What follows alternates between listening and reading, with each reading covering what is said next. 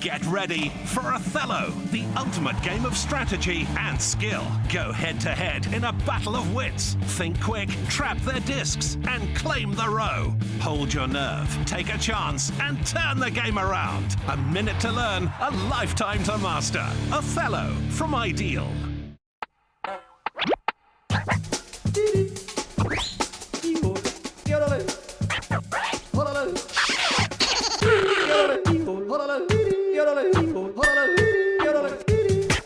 Othello, a minute to learn, a lifetime to master. Now launched in India by Fun School.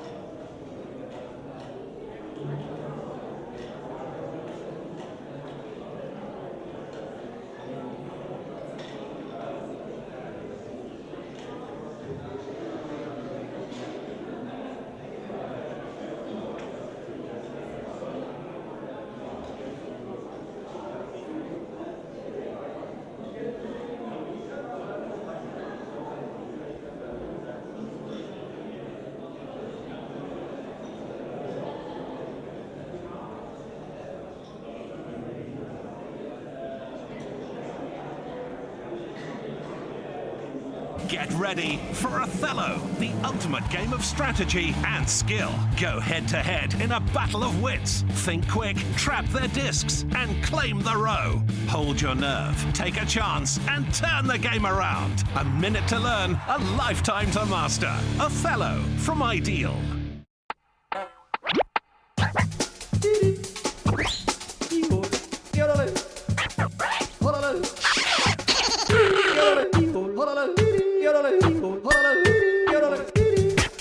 Othello, a minute to learn, a lifetime to master. Now launched in India by Fun School.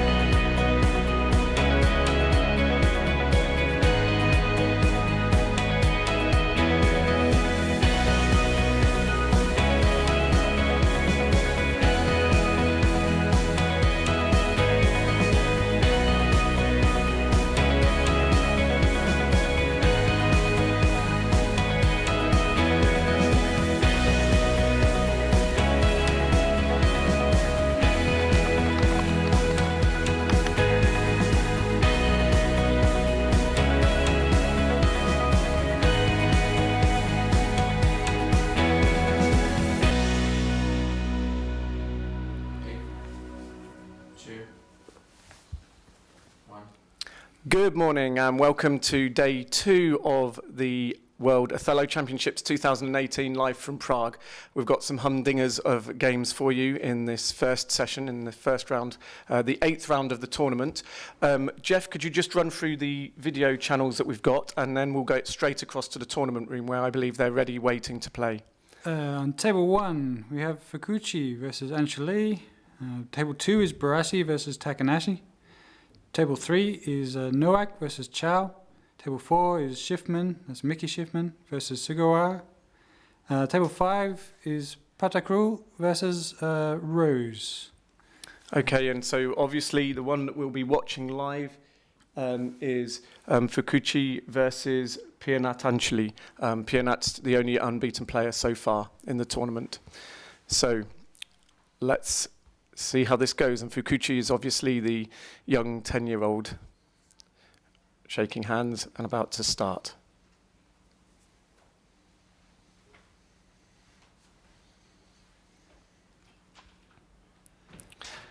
Now I expect the first number of moves to be played very quickly here. I believe both players will have studied each other. This is quite a standard line for the compost opening. It tends to resolve around a battle about what's going to happen with d6. Black wants to try and get there, and white wants to try and get there as well. That was an unusual pause from Aunchulee. He doesn't normally pause at this stage. He's still in a position he knows, but he was obviously thinking, which of 2 moves do I play here? He's obviously prepared against his opponent, and was perhaps trying to remember which one he thinks his opponent knows less.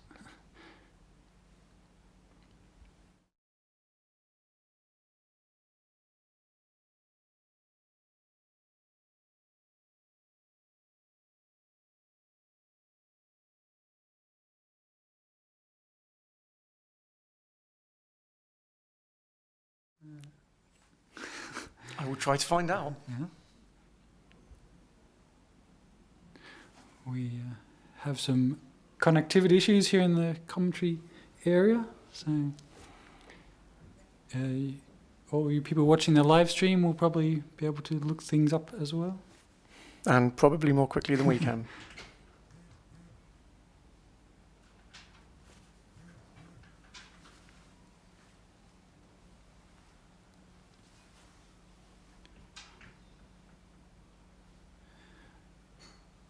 This is a position that Piyanat has been in before in a World Championship. He played this same line. Piyanat was white against Brian Rose in 2016. And what was the outcome? That game was a draw. Oh.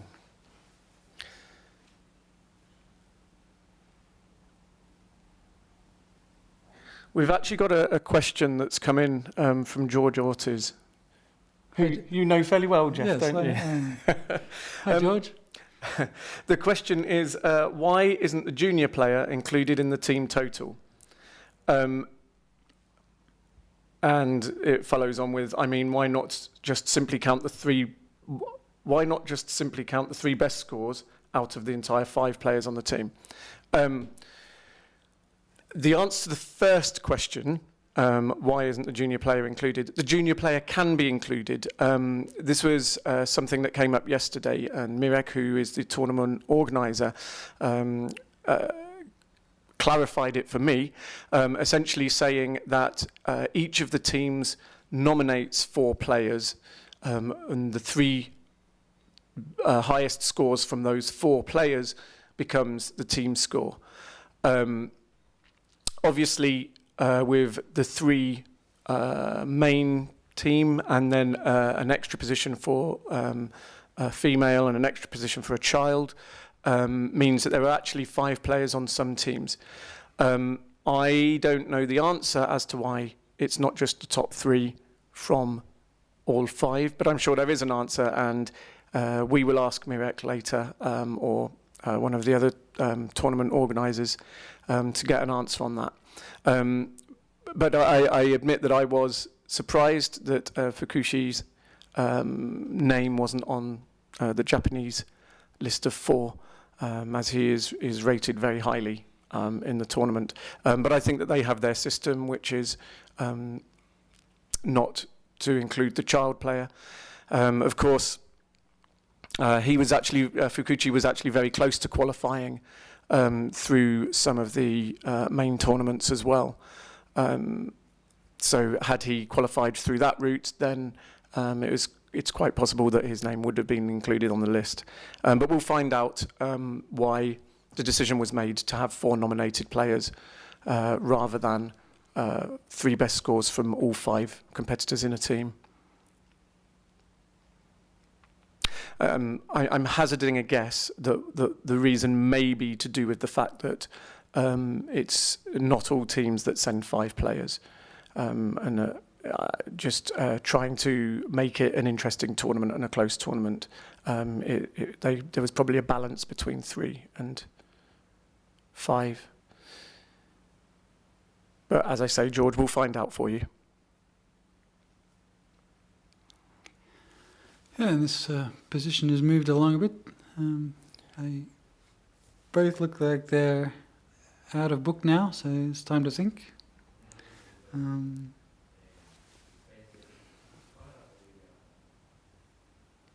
The X-square sacrifice in G2 by black is a common feature of this type of game.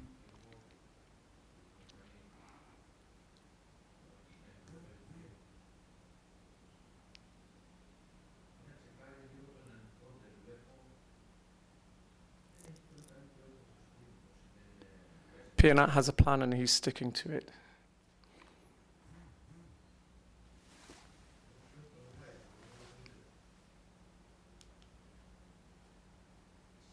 Neither player hanging around.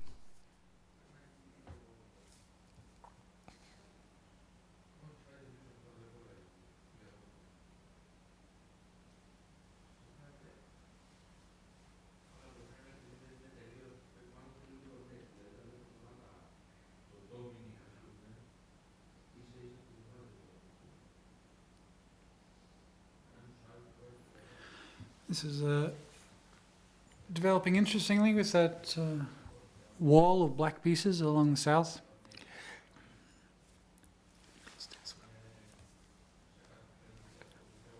Okay, so we have an admission to make here in the studio. We try to keep up with what's happening on the board on 2 screens here as the play progresses, and we try and chat to you at the same time. However, on this occasion, the 2 players have played rather quickly, and as a result, in our comments, we can look up and see that several moves have been played on the board, and in trying to reconstruct them, we can sometimes lose the position. So we've lost the position on both the boards in the studio, and we hope that the chat was worth it.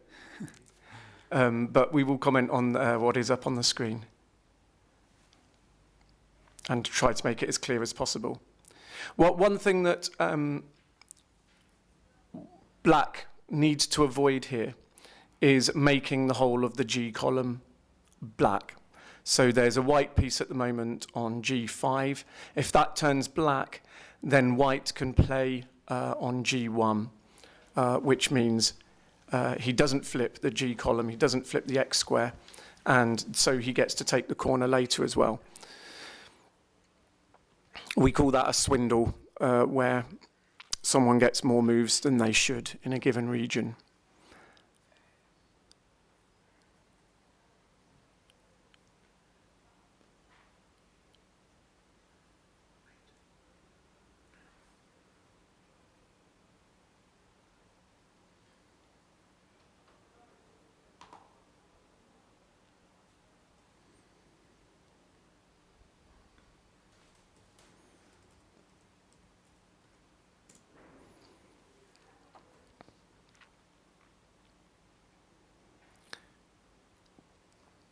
This is also quite a common theme in Othello games, where one player takes edges and tries to force the other to play close to the corners and the edges in a bad way. The other player tries to survive as long as possible and make the person who's taking the edges play through. In this case, Fukuchi has not... so Piyanat has pulled Fukuchi towards the edges. Piyanat has taken the edges. He's trying to get Fukuchi to play next to the corners and in the edges and fill in the gaps and eventually be forced to give Piyanat a corner. However, Fukuchi has played in such a way that he hasn't quite run out of moves. He isn't being forced into anything, and Piyanat has had to play through the black wall that had been built up. And so the game will now continue with white trying to do things as quietly as possible, because especially his edge on the left-hand side could be a weakness later on in the game. The shape of it, the holes in it, means that black has a lot of choices about how to play that edge out as and when he chooses. White doesn't have any choice over there anymore. But he has managed to leave regions which are even, so if black plays in there, white always gets a move. If it's not always a good move, but he gets a move. And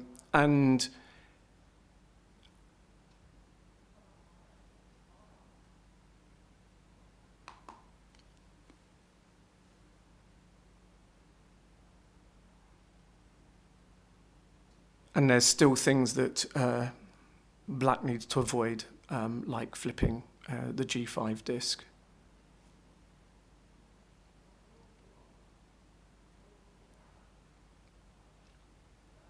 But just as an example of why the left-hand edge is bad, at some point, the C3 to F6 diagonal might become important. It might become all one color. It might, for example, it might be all white as it is now. And there may be no other way of cutting it for black. But because black can play on the left-hand side, he has a choice of maybe playing A5 and cutting that diagonal, or playing A3, cutting that diagonal. And he can choose which way he wants to do it. So yeah, the edge on the left was Piyanat trying very hard to run Keisuke out of moves. But now it's become a liability because it failed to do that.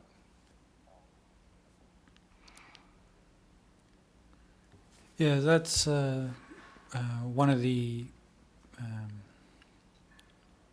features of this opening. If it goes down this line where black needs to be careful not to run out of good moves.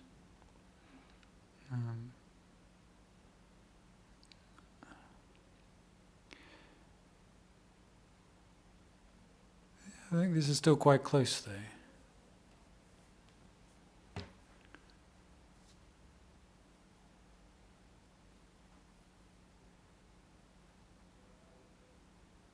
And Fukuchi's thought quite a lot here.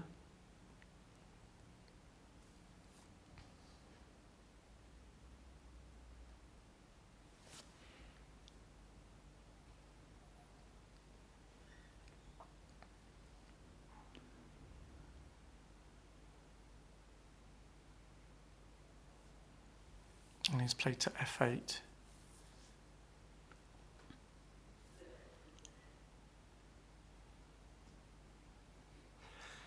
He still doesn't want to flip that disc at g5. Ben Seeley played Fukuchi yesterday, and he posted on Facebook that he felt that it was one of the best games that's ever been played against him, if not the best. So if you get the chance to check that one out. I'm pretty sure that if I checked that game out, Ben Seeley versus Fukuchi, I'd be asking questions that were totally wrong. The only game Fukuchi lost yesterday was against Takuji Kashiwabara. Okay. Who's one of the best European players, despite the Japanese name. Multiple winner of the European Grand Prix, I believe. Yes, he's won lots of times. Yes. But not this year, because Matthias Berg of Germany won the European Grand Prix this year.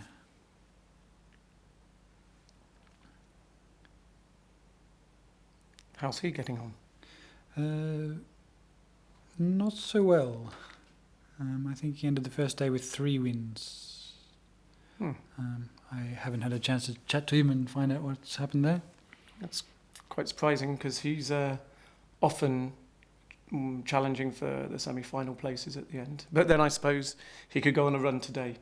Yes. I think Mark Tastay this morning at breakfast called it the submarine tactic, where your score is low enough that you don't play the top players anymore for the rest of the tournament, and pick up points from playing players that are slightly weaker than you are. Yeah, there's still 6 rounds today, so you can be on 3 after the first day and finish on 9 on the second day. Yeah, obviously everybody would rather be in the stronger position, playing the stronger players, and trying to get into the semi-finals that way. But it is possible to sneak in the back door when everybody else is watching the people who performed very well on the first day. Well, that does tend to leave you with a perhaps a low tie-break. Yeah, Which can be an issue when we get to the 13th round and we're looking to see who will make it to the final and who might need to play a playoff game to get into the finals. So we've had a move to E7.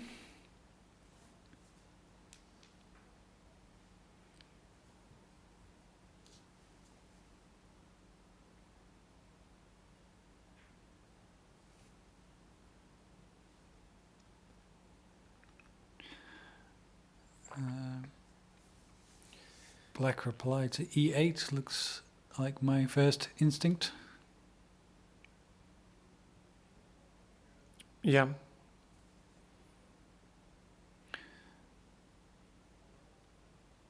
I mean, black is. It looks like black is eventually going to be forced to play out the left edge. And so the question is, how does he do it? Yeah. Because it's not going to be playing it out to get a huge advantage. It's going to be playing it out to get an advantage in the end game. It won't be a game-winning advantage. It won't be an obvious game-winning advantage. It will just be an advantage.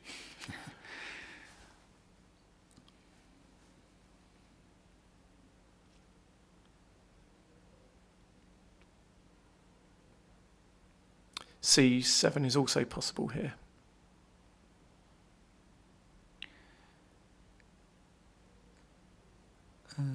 Yes.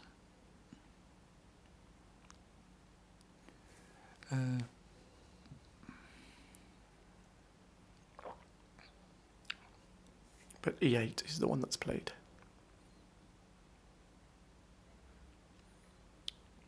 And now C7 for white, which Yes, then so forces black to play out the left edge. Yes. Yeah, after C7, black, and black has no access to D7, which would be the natural response. But he can get it quite easily by playing out the pair A5, A6. Yes. And then play the D7 move.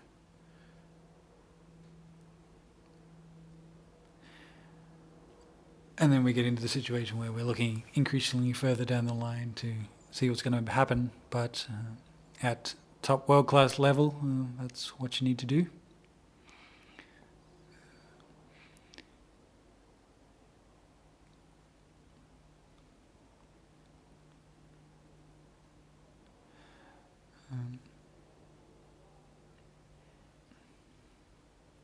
The left-hand side's also interesting because the shape offers the thought of a stoner trap. Yes. So a stoner trap, I wish we had the digital board to show you this, but we don't. But a stoner trap is one where an X square is played. In this case, it would be B2. And then if black played B2, if white doesn't have access to A1, the corner immediately, then black can also play A3. And that leaves two spaces in the top left-hand corner, A1 and A2. And as either white takes the corner and black takes the wedge, but has managed to get 3 of the 4 moves in the region, or white takes the edge but flipping the X square, and then black taking the corner. The reason that it's been ignored as a possibility here, and it was possible earlier in the game, it was possible where black would be able to flip F6 and then play such moves, is because the whole of the 2 row will become black if black plays that X square. So then if he plays A3 and white takes A2, he doesn't flip along the 2 row, and the corner is left empty for white to take later. So it wasn't a possibility in this position, but it's something that they would have glanced at and dismissed quite quickly, or they may have had some thought about whether it was going to be possible or not. In this case, I can't see a way in which it can become possible, despite the shape on the left-hand side. Because normally, when there's a stoner trap potential, it can dominate the thinking of the game and the direction of the game. But in this case, I don't think there's a way that it could have become possible, which is unusual. Yeah, there's that piece at F6, the white piece, means it's going to be difficult for black to control that diagonal as well. And stoner traps tend to be most effective a little bit earlier in the game than this, I find. Yeah, it was earlier in the game that I was thinking it, but I wanted to say it then as well. But I was trying to work out whether it would ever become possible. It appears not.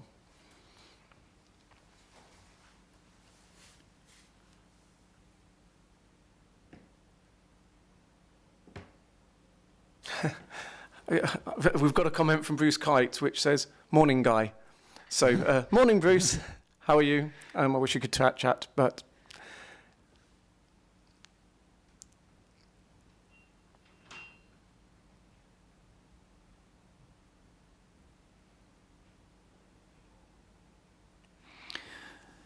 there's going to be some...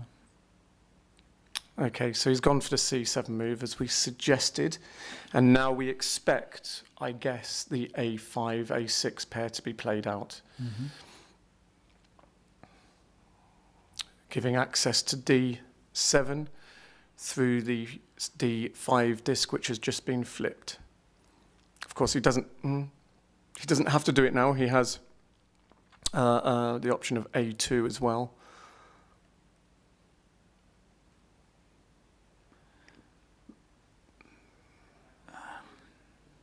But I think I would try and save A2.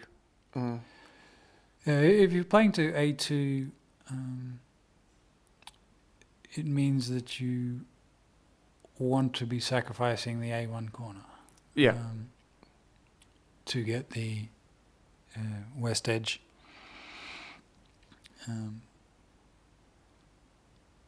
I would be much happier saving it. Yeah. But another thing that may become a feature, but there's lots of white moves. What white is trying to leave the right edge as much as possible, trying to force black to flip the G5 disc. If that happens, it's game over, because white manages to save the whole of the top edge and build out a huge corner in the top right. So I doubt that will happen. You know, both players will be very, very aware of that, and Fukuchi will do whatever he can to avoid flipping that disc. But interestingly, the main diagonal from the top right to the bottom left could all become black at some point, and therefore white will need to play on that edge. Yes. To be able to maintain a degree of access. There's a lot of interesting diagonal things that have the potential to happen here. Where the diagonal is turned to be entirely one colour, which gives the other colour no access to the corners directly from that diagonal.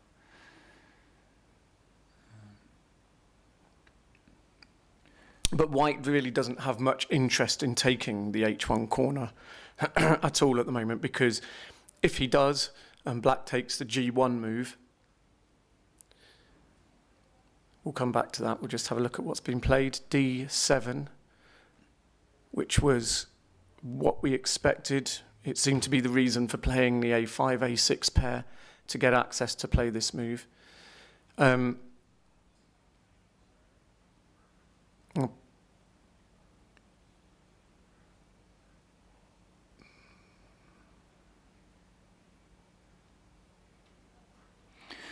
The disc at C5 is interesting.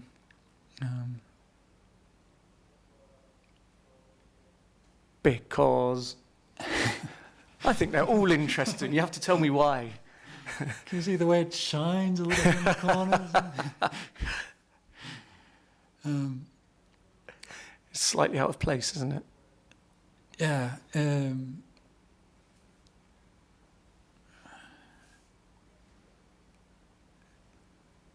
If white were to play to H4, it would flip the disc at F2 to white. And without that C5 disc, then black would have no access to G1. That might not look like a move that black wants to make at this point, but I expect it will become important later. But then, having said that, we've also talked about the structure of the edge on the left-hand side, and black could easily get access back with A3. With A3, A2, forced pair. So I don't think I would be worried about. I mean, and that black disc is not going anywhere anyway. There's no way for that possibly to ever flip again. I don't think. Yeah, it's not going to flip. It will be black at the end of the game.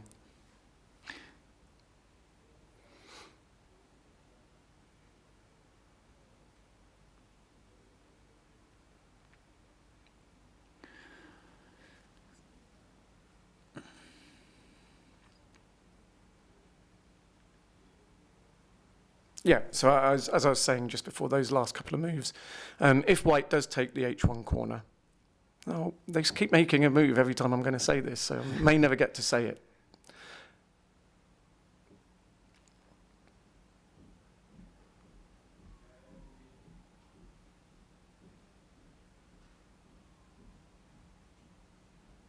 The moves are coming thick and fast now. Yes, I expect this game will be over in a much quicker time than some of the previous games we've commentated on. Yeah. We'll be We've still getting got a combined 32 minutes on the clock for the two players. we'll be getting both of these players in for an interview after this game.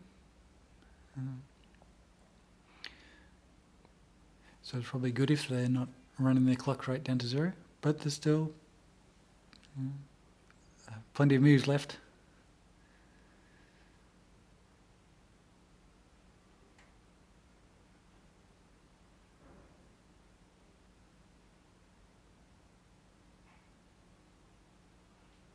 But probably not much thinking. No.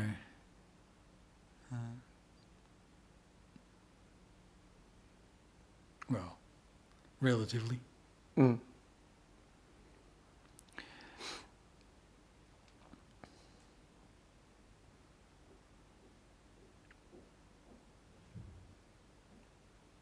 Ooh, Yeah. Piyanat questioning a flipping error. But No, it's not. it wasn't a flipping error.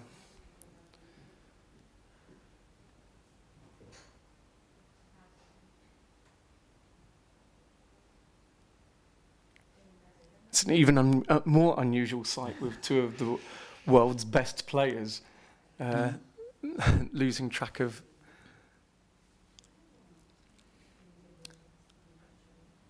So I think that demonstrates the beautiful, simplistic complexity of Othello, is that even the world's best players can have a second glance at which discs should have been flipped. Yes. It messes with the human brain.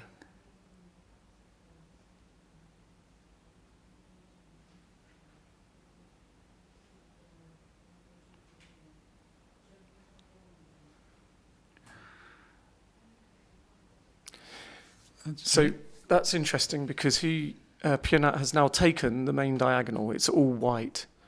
Black doesn't have immediate access to A1. If Black does get to A1, then he wins very, very easily because he'll get to take the top edge, he'll get to take the left edge, he'll get parity down in the bottom corner, which he's playing the parity move down there now, but it's not, well, when I say parity move. I think that is the only move he has to get access To the corner. to the corner. If he Yeah, if he played H6,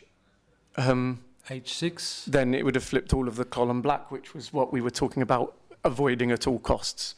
yes, And that would have been the natural way to do it. But if he had done it at this point, it wouldn't have been quite as bad because white would take the G1, black would take A1, and then white would have to choose between H1 and A3. So black would get moves in the top left and then be able to play out parity in the bottom right if he hadn't played this last move, if he'd taken the right edge. yeah.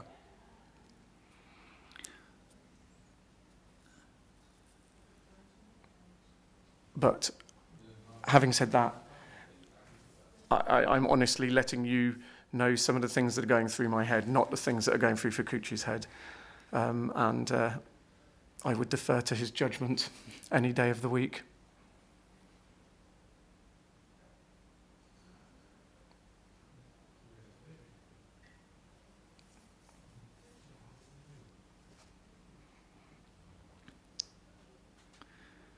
I think black has to play G1 here. But because that offset diagonal from B8 all the way up to G3 is all black, white can play to H2 and black has no reply in that pair. Well, black would then play A1 and then... Oh, in fact, black can play A1 and A3 without reply now. This is starting to look black in my mind.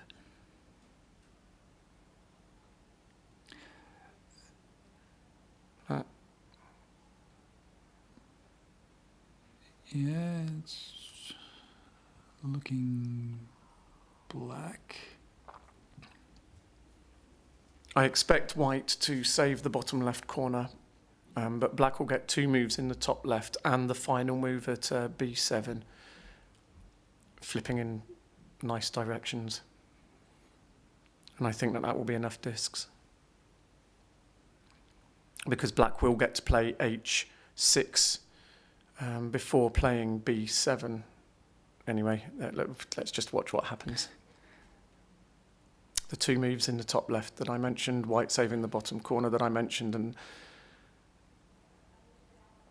playing out the right edge so that black can get a piece on g7, making the last move parity and a good substantial move and enough discs. Ooh, nice game. Yeah, a bit of confusion about whether to bow or shake hands there.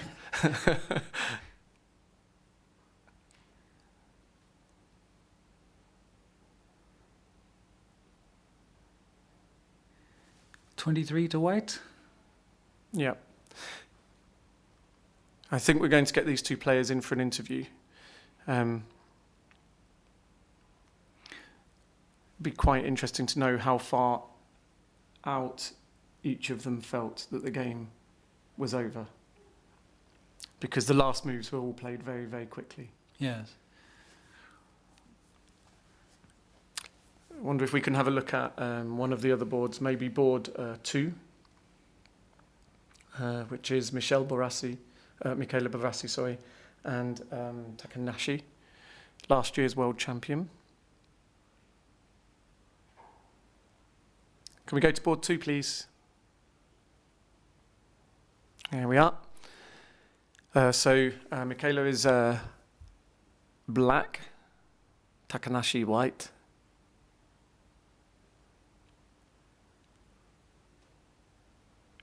Whose move is it? 4, 5, 6, 7, 8. Blacks, I guess.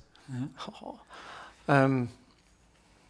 There's quite a big time disparity here in this game, with black having 4 minutes left, 4 minutes 49, and white still have 20 minutes. Can you see that on the screen? Yeah. I'm impressed. Ah, yeah. Okay, I'm looking at the buttons, thinking there's a screen. Oh no, fair enough.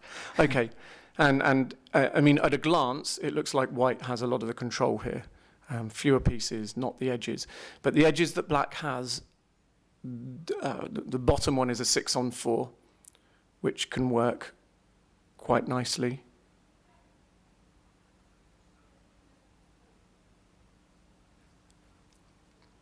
Most of Takanashi's expression comes through his eyebrows.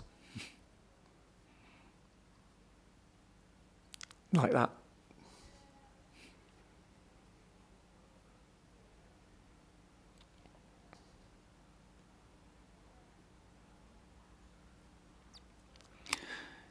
Does black have a way? Black does H7 cuts the diagonal.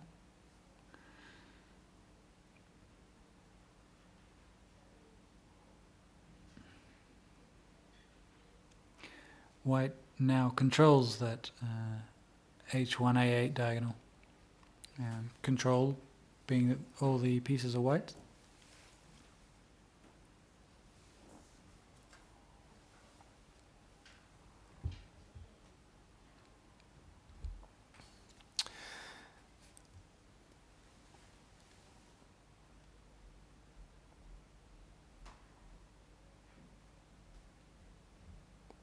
Jeff, what does that say on Takanashi's sweatshirt?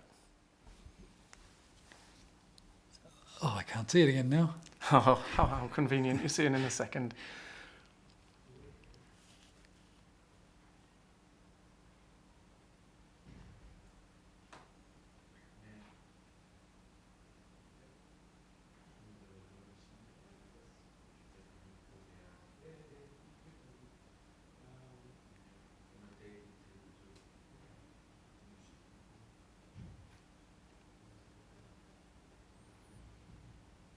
If white does get into the bottom left corner here and manages to maintain control of the long diagonal from top right to bottom left, he will get 2 moves in the bottom left-hand corner. And that often is critical to a winning score. It's not obvious that you can keep control of the diagonal, but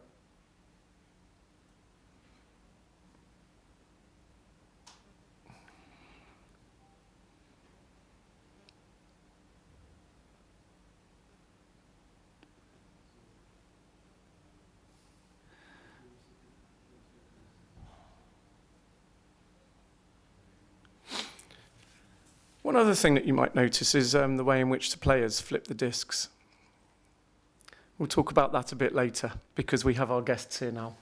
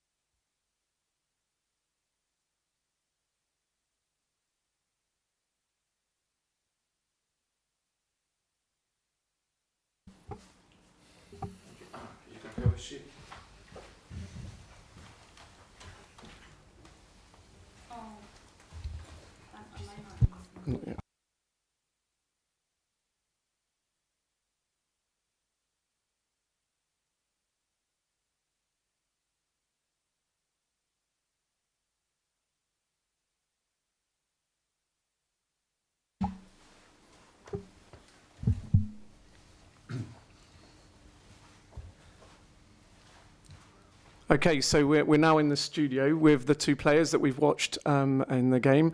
Fukuchi-kun, welcome, and Piyanat Aunchulee, welcome. That was. We've also got two translators so that we can get decent answers. So that was a very exciting game. You both played the opening very quickly, and you both played the ending very quickly. Was there a point where you felt you needed to think? เขาถามว่ามีจุดไหนที่คือเห็นเล่นเร็วมากทั้งต้นเกมและท้ายเกมมีจุดไหนที่ต้องคิดบ้างอะไรเงี้ยมีจุดไหนคือโอเพนนิ่งอันนี้นัดเคยเล่นกับบางโรสเมื่อปี 2016 ก็เลยเหมือนกับคุ้นแล้วตรงไหนเริ่มคิดตรงหลังจากทางมุมข้างบนที่สีขาว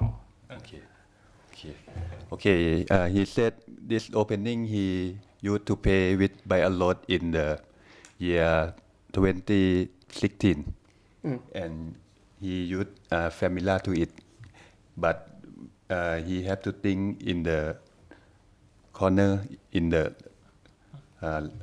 upper corner when in the white upper corner. Right. Okay, and Fukuchi-kun?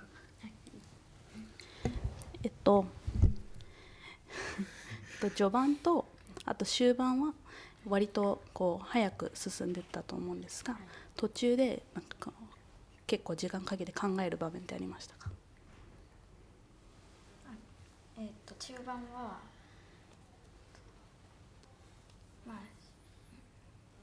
互角だと思ってて、でそれで優勢になるにはどの手を打ったらいいかっていうのを考えたんですけど、いい手がいい手見つかって、そこからは早く。So during the middle of the game, I was trying to look for a move that would get me to be in an advantage, but it took me quite a while to find it, but I was able to find it, so I was glad that I was able to find that. Which move was that? それはどの手ですか？優勢になるかなって思ったけど。I'm just going to have to play the whole. So whilst Fukuchi is setting the board up to show us the move, we'll ask Piyanat another question. Maybe. So this is actually something that top players are able to do. When they've played a game, they can sit down and go through the board and just play the game again, which is very useful because you need to take transcripts to give in to record the games. But if you are able to just memorize the game immediately, you can just do it afterwards. So what we're seeing on the screen now is Fukuchi playing through the game.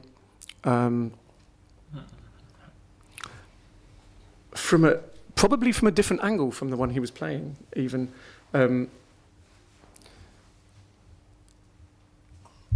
And he's going to show us the move that he felt was the one. He spent a long time thinking and played a move which he said he found the move that he was looking for.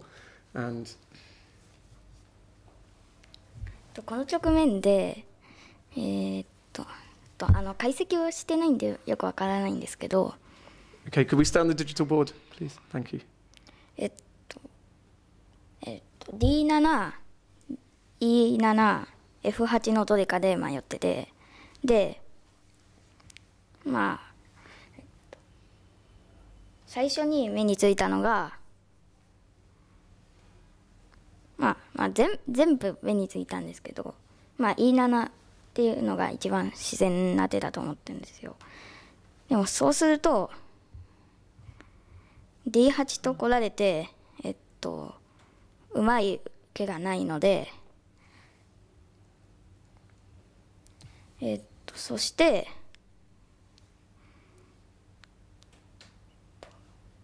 Please can we stay on the digital board? We will get the translator who will endeavour to communicate to us what is actually being said, and we'll go through those moves again.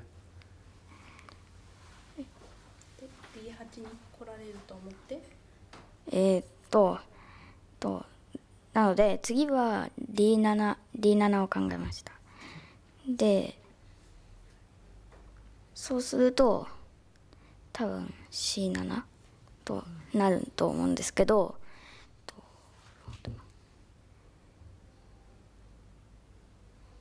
その次はF8 とか打つとこ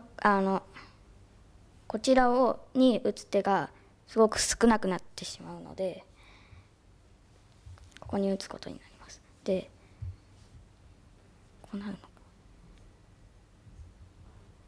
こうどこ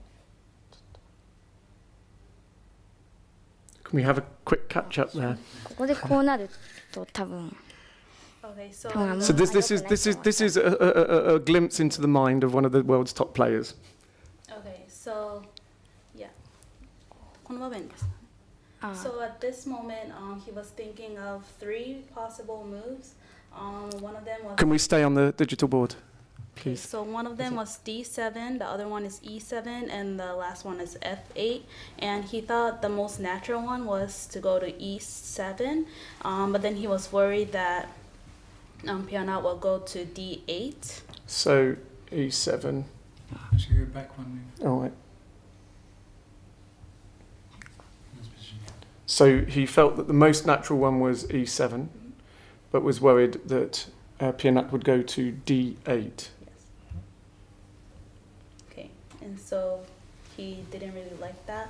So Okay. he decided to do D7 instead. And then he thought that Piyanat will go to C7, and so he will go to F8 after. So D7, C7, F8. And then F8. いややっぱりこれじゃなくてこっちの多分白はいいと思う。He thinks this is the best move now that he's looking at it. Okay. Yes. So even now he's looking at the board and thinking maybe there's a better move than the one that he actually played. So Piyanat, we felt that this edge, the structure of the edge, you were trying to pull Fukuchi in, trying to run Fukuchi out of moves, and we felt that quite strongly that the structure of this edge eventually gave Fukuchi too many options of how to play the end game. Would you agree with that? เขาบอกว่าขอบรูปร่างแบบนี้มันไม่ค่อยดีไงทำให้เหมือนสีดำเล่นได้เยอะอะไรเงี้ยเขาเห็นด้วยหรือเปล่าอะไรเงี้ยใช่ใช่แต่นั้นอยากให้ตรงนี้มันหายไปตรงไหนนะเม็ดเนี้ยเม็ดเดียวนั่นหรอ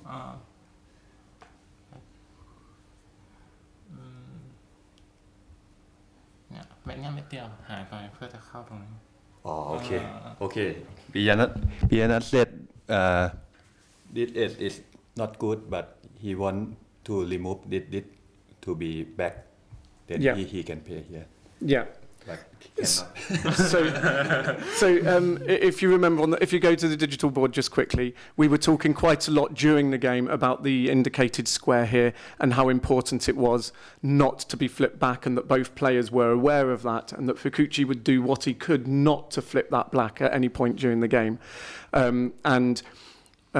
What Piyanat has confirmed is that what he was trying to do was force the position so that black wouldn't have much choice but to play there. But that the edge structure on the left eventually meant that black didn't need to flip that disc. Okay, cool. So Fukuchi, one more question. Last year we had Takahashi, who reached the final as a 12-year-old. Are you wanting to better that? Big question. 去年はあっくんが12歳で決勝に残ったんですが、それを上回る結果を残したいと思っていますか？はい。Yes. Yes. Of course. It was an obvious answer. Well, we wish you luck in doing that.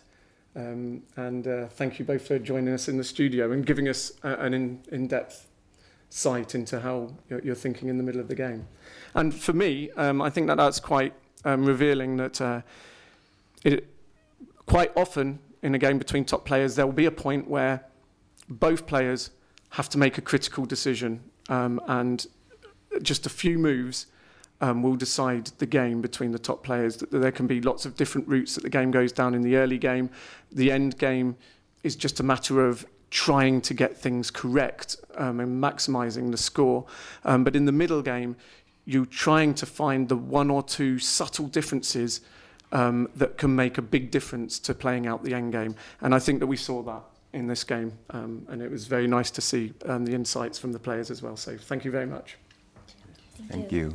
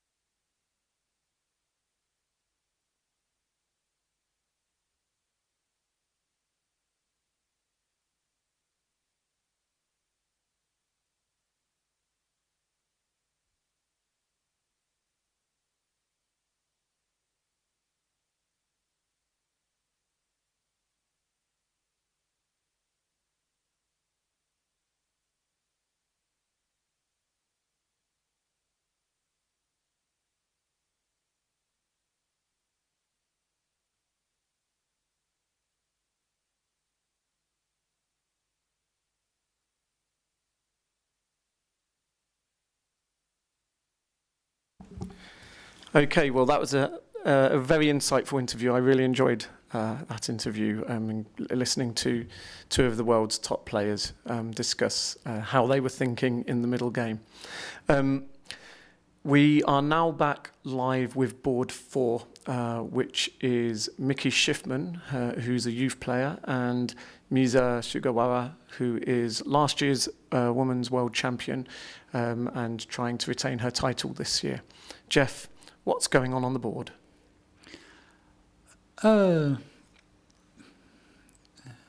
We have a situation here where we had 3, now we have 2 even regions. I expect we're definitely going to see white move into that space in H2.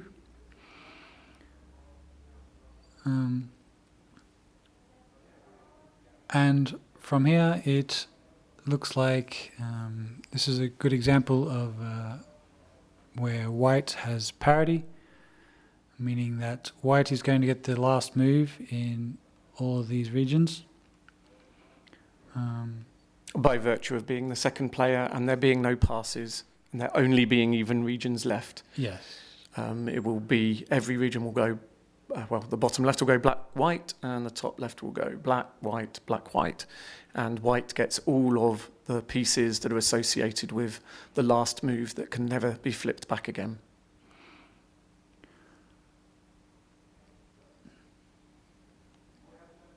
And it can be quite painful sometimes because as black, you can sometimes play really well. And if white manages to survive, then they can still win on parity occasionally. So black has a lot more control at the beginning of the game and white has this advantage at the end of the game. But it can be a very frustrating way to lose. This is actually quite interesting because she's actually giving up parity in the top left corner, Sugawara, which may be the right thing to do. I haven't counted. But normally, what you would do is you would feed.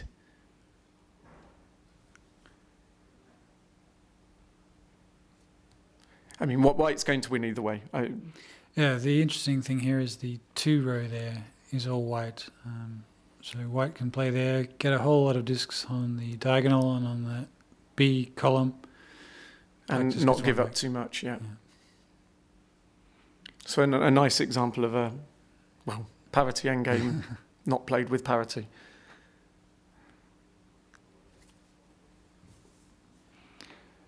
Do we have any more live games or are they all finished?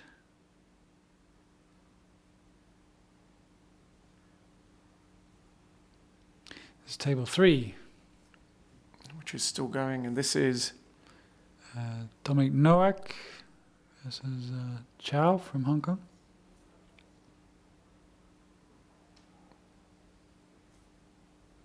Both players standing up. This is something that players sometimes do, especially if they're feeling slightly tired.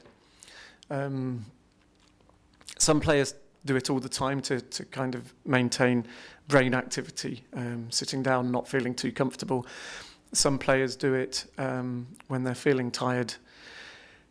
If you stand up, you're less likely to feel drowsy, and it can maintain your focus on the board. It can also sometimes give you a slightly different perspective.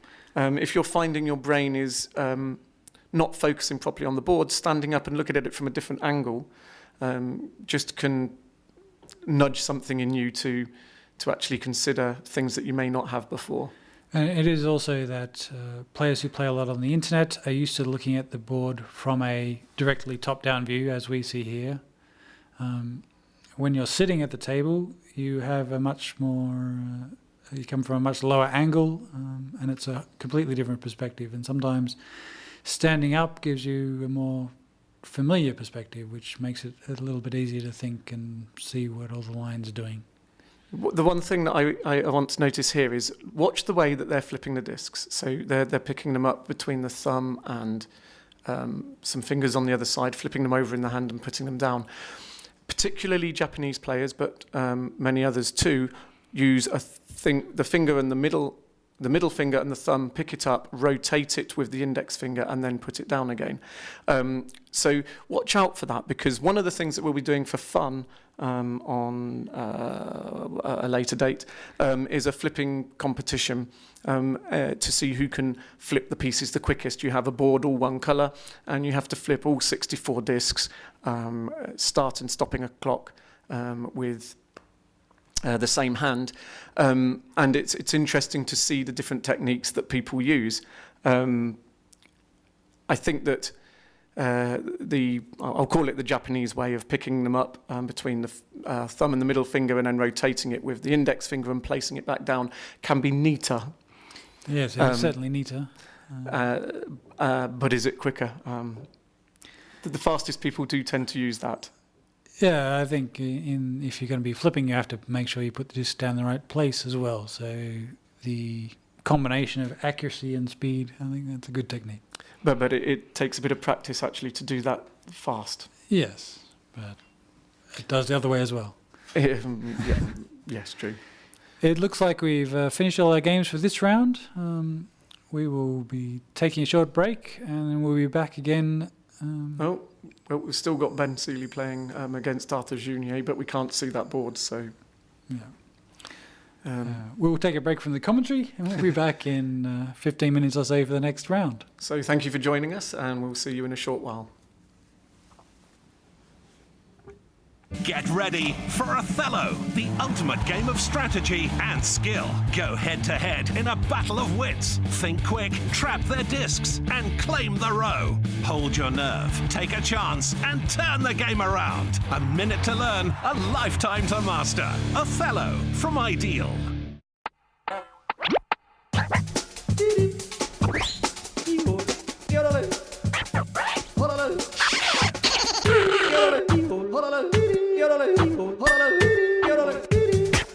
Othello, a minute to learn, a lifetime to master.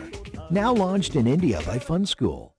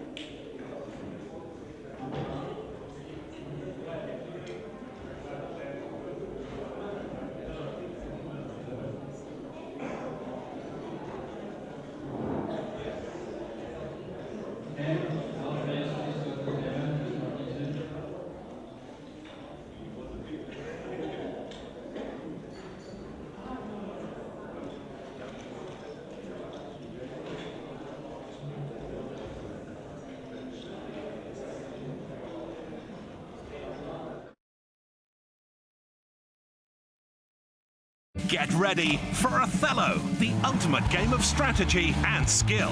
Go head-to-head in a battle of wits. Think quick, trap their discs, and claim the row. Hold your nerve, take a chance, and turn the game around. A minute to learn, a lifetime to master. Othello from Ideal.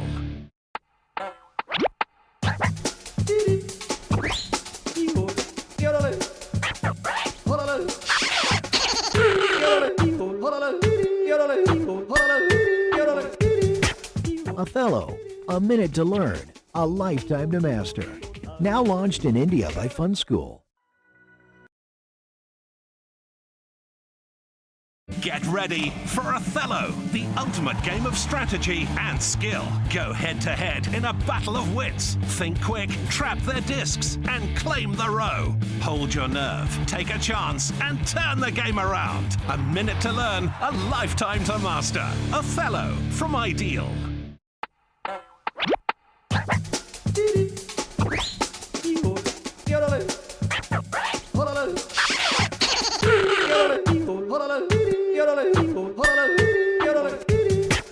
Othello, a minute to learn, a lifetime to master. Now launched in India by Fun School.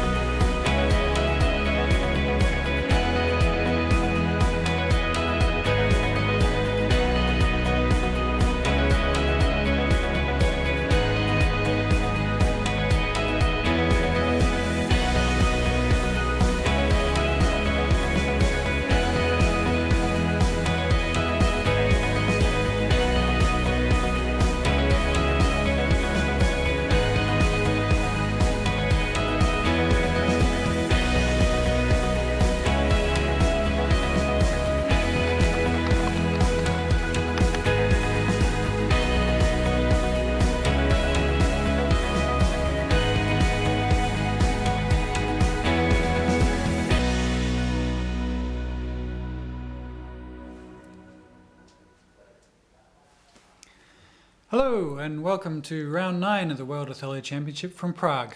I'm Jeff Hubbard and beside me is Christina Micky. Hello Jeff. Hi.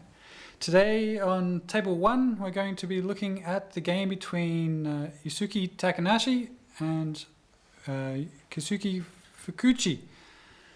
Two Japanese players who are both on 7 points out of 8 rounds. They're the top players in the tournament currently. Yes, and we have the Japan team on the top of the list, of the team rating list.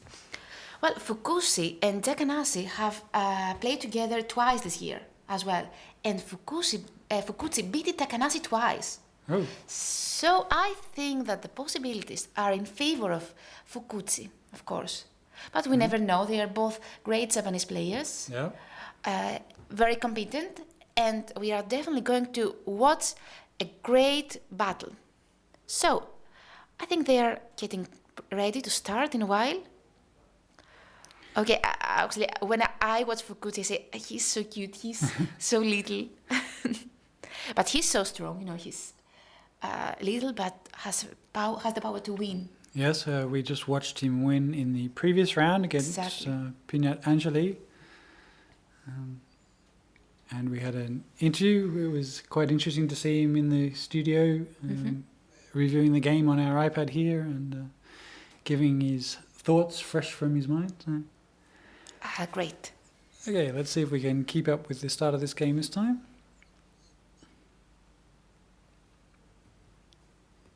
And once again, the opening proceeds quite quickly.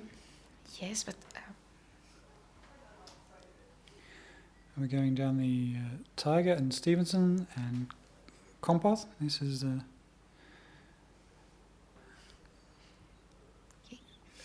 This is a...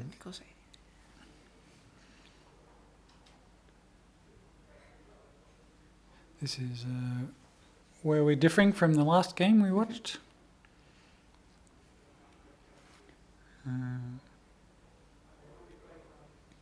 Oh, they played really quickly? Yeah.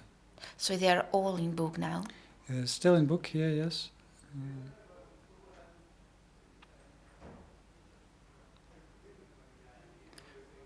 It's just a 2-minute game, and they have played almost how many moves? It's 20 moves. 20 moves.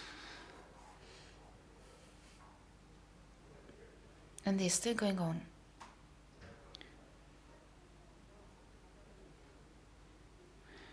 This is still quite a common position in Adeptus. We have 9 games. Mm-hmm.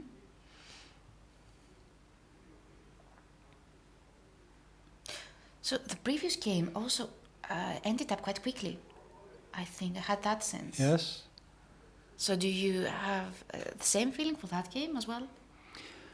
Yeah, I expect this game will go quite quickly, although now they seem to have stopped and started thinking, so that might prove me wrong. Mm-hmm. So I have the sense that white is in a better place, in a better shape than black now. But we cannot say that for sure.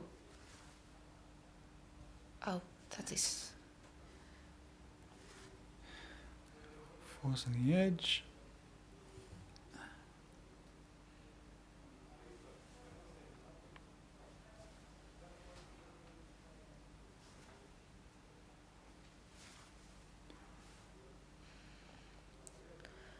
Okay, now they stopped. They are going to think. No, they didn't.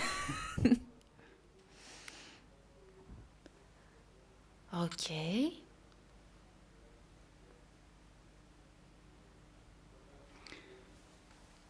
Can you have a look at the pairings and see what the other tables What games are the other tables? Okay. Well, we have Piyanat Aunchulee and Chow at table number 2, Seeley and Milosz Cupial at table number 3, Oskar Eklund and Yoko Sano at table number 4, and Takanashi Sugawara and Team Leader at table number 5. Oh, they're all... I think that they're really interesting games, all of them. Yeah, when we get up to this stage of the tournament, I think all the games become interesting games. Yes, definitely.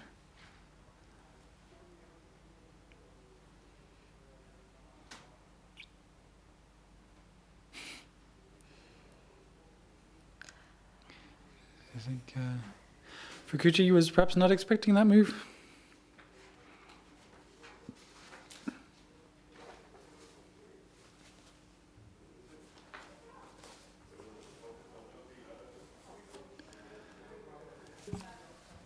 And well, yes, actually, Takanashi has 2 very reasonable choices later on. He has move number D6 and move number A4. So Fukuchi has to establish actually a pattern through which he has to poison, not actually poison. How he can force actually, you think, Takanashi to play? Oh, he played C7.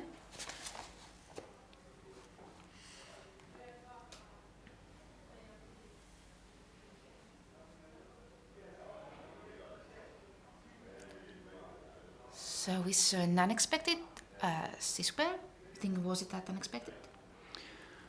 I don't know. I didn't really have a chance to look at the position. It's getting quite late in the game. We're at move 37 now.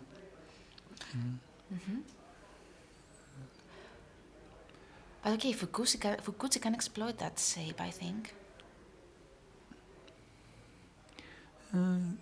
Yes, maybe. Well,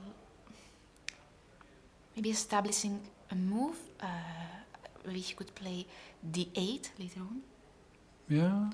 Yes, because then he can exploit the C-square by playing later on F8. But I don't know what he has in his mind, in fact. Oh, look at him. Maybe it's... we don't need to worry too much about what he's going to do. We could think about what we would do. Mm-hmm. If I'm white here, I'm... what am I doing here?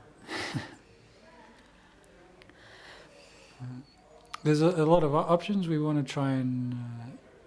we're going to have to break through in the west or the south, and we want to do that in a way that keeps our move options open.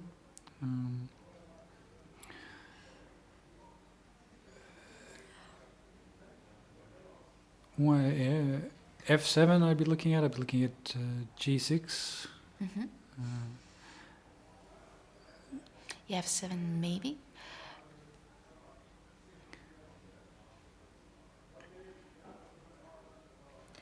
Well, I kept an eye yesterday at Brian Rose's book, at the chapter of good and bad saves.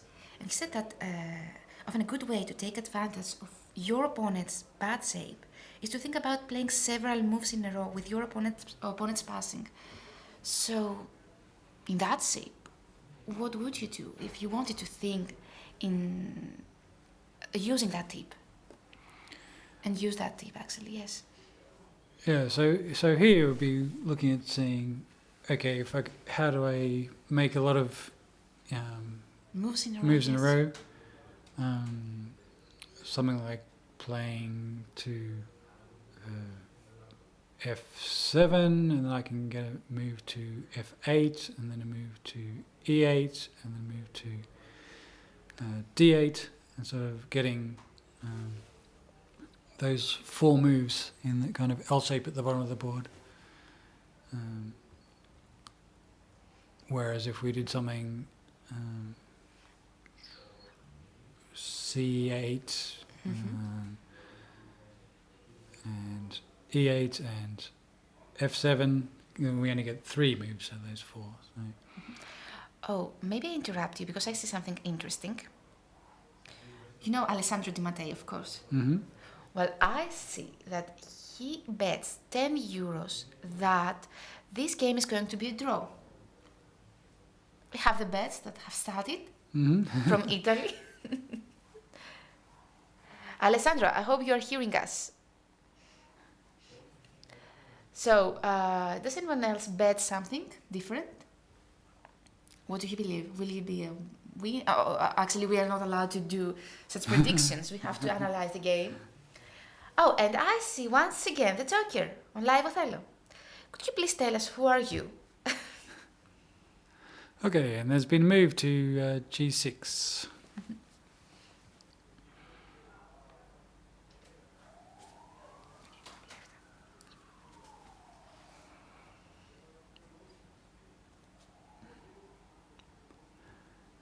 And now it's Takanashi's time to have a bit of a think.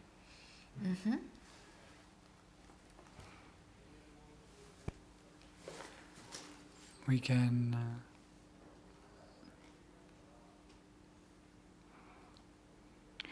both players have a lot of time left, so there is plenty of time for thinking if they choose to use it.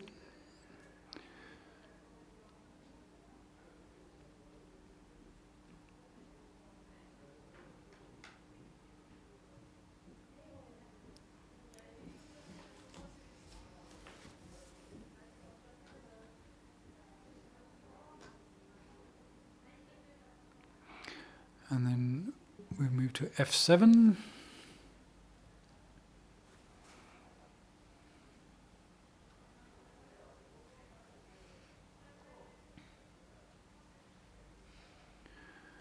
Well, actually, yes. What do you think about that move?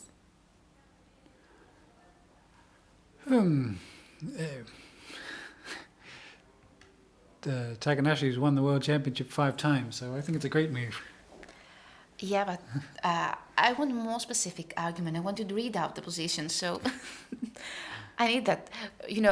These players do not just have a sense of a good or a bad save. They do not follow that general principle. They tend to read out the positions in more details. So yeah. I guess that our audience would like to hear something like that, more specific. That was a nice move because it's black wants to be saving a A4 move. Really don't want to be making that. And nothing else looks good on the west side, on the left-hand side of the screen. It gives access through to the H5 square. Although black also doesn't really want to make that disc black due to the possibility of white playing the X square at G2 and making that main diagonal white.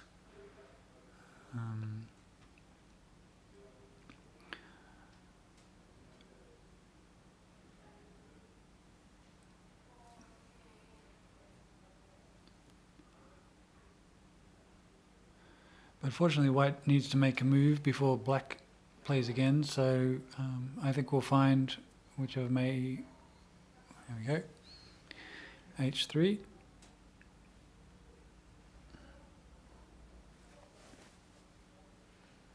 So black now has 2 decent moves. That move didn't open up many more new moves for white. It's only H2 where black probably doesn't want to play. It's got rid of that diagonal control possibility that I was talking about, so now it should be okay to flip the disc at G6. So it looks like H5 might be the move to make. But I think that, if you see the board, actually black has the control of the other diagonal yet. Yep, there's a threat of that. Yeah, because actually white... white can break that later on. It's easy. Yeah, due to the... he can play. There's a lot of ways that white would be able to cut that diagonal, so if I'm white, I'm not too worried about black playing to B2 at this point. Yeah, so probably H5 is the best possible move. Or not? I wouldn't perhaps say the best possible. Not the best possible, that's quite the move, actually. It's the one I like. I'm sure computers can solve from this position. What are we at? We're at move 40. There's 20 moves left. Computers can easily solve this. But I don't know. I don't think that he's going, for instance, playing to A4, actually. What do you believe about that move? I think he's going to keep that for later. Yes, definitely keep A4 for later. It's because there's the danger. If black runs out of moves, he has that move. Yes, he can. There's no pressure. He's not going to lose access to that square. White's not going to play in that square himself. So yeah, when you have a situation where you have a square where you are the only one who can play in it, you usually want to delay that until as late as possible.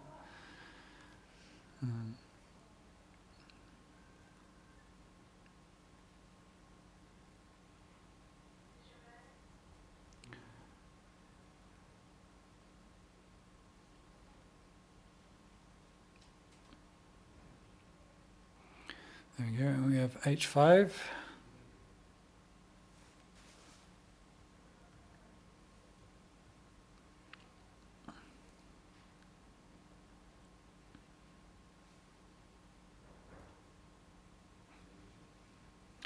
But if you look at the Japanese players, they are both very young, actually. Even though Fukuchi is really little. Yeah, he's minuscule. I don't know how to how else to express that. They are both very young. It's in Japan that young players tend to lead to the tournament. Well, he is quite young. I believe he's 11 years old, but he's probably been playing for 6 or 7 years. I'm sorry to interrupt you. Yesterday, when we had a dinner with the rest of the media group, I was discussing with that guy from Hong Kong, and he told me that it is in their culture actually to also to initiate, as well as in the Japanese culture, to initiate playing games in that early age because, it actually keeps the mind and helps us to actually develops our skills and they try to do that more and more. Yeah, I think that's a great idea. Yes, definitely. But what it is better, initiating a child to play games or studying reading books? What would be better for a child? Will make a child to develop the skills of intelligence and sharpness in their mind? Well, I think there's a lot of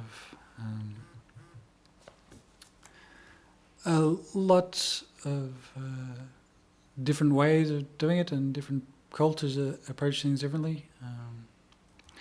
In Australia, growing up was a very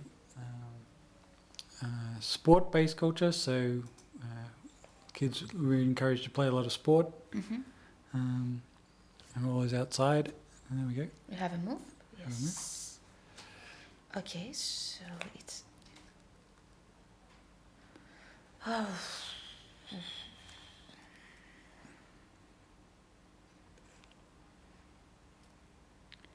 But I was always more interested in the games and indoor activities, so that's why I ended up here, and I'm not at the commentating on the Snooker World Championship or the football or the Olympics.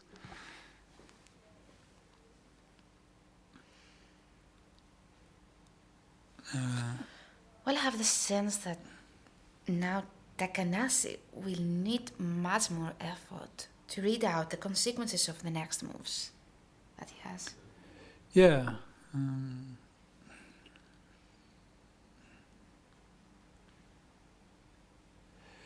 If you look at what the moves that Takanashi has available, you have the G2 and H2, both of which would be bad to play right now. They give away the corner for no gaining nothing in return. B2 is interesting in that it would turn the diagonal black, so white could not take the corner directly, but white can get on that diagonal fairly easily, so that's perhaps not a good move. A2, giving away the corner straight away for no gain, not a good idea. A4,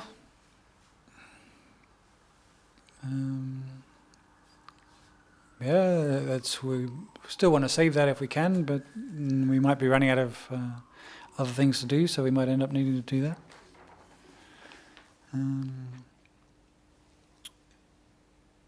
B7 and A8.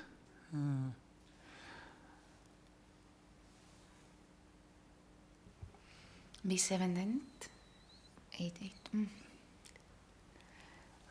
Having to think about I have doubts on that. Well, given that list of move options, you can do another way to find a move. If you can't look at them and find which is the best, you look and find which is the least worst. So sometimes if you look at all your moves and eliminate the ones you don't want to do, then the one left is the one that you do want to do.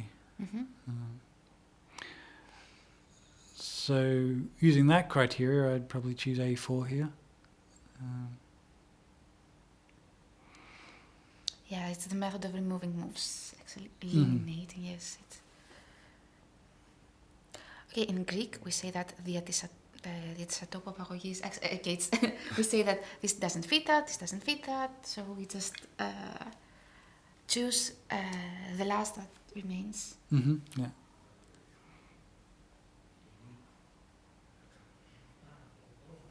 But I'm quite curious, what would be the way that Takanashi will set up new give moves in that board? It's quite difficult.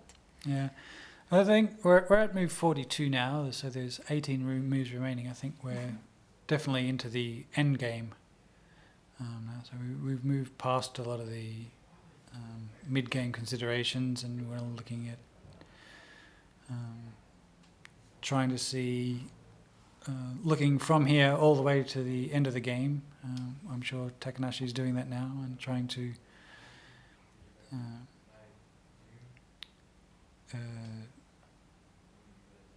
really see to the end of the game before choosing his next move. We have a comment on YouTube by Long2. B2, E8, A4, A4. So can you check that? That maybe. B2, yes, maybe. The first move. Yeah, we can. E8 and A4 at the end. E8 is there. Or is this? No, don't like really that. So yes. We don't have our interactive display board in this game, so we need to discuss positions by describing the moves, which can be a little hard to follow sometimes. But the suggestion was to play B2 first, expecting white to reply to E8, and then play A4. That is certainly an option.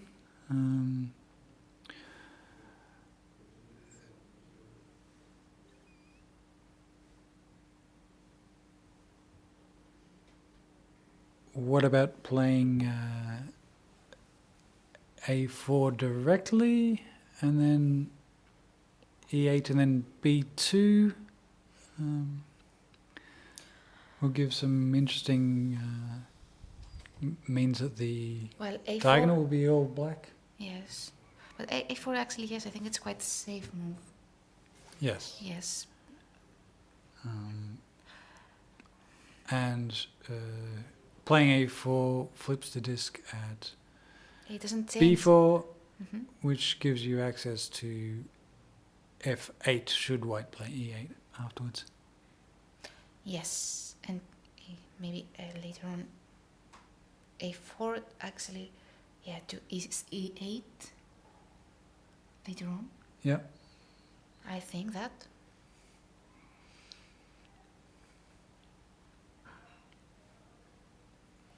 So if he plays there, he tends to establish new moves, and this is what actually Takanashi has now to do, I think, because he's really eliminated.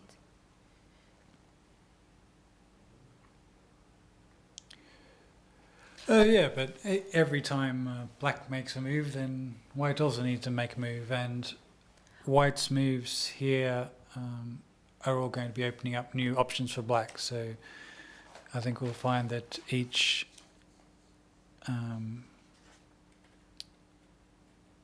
move, the following move will be based on the discs that the previous move flipped. That may seem like a bit of a obvious thing, but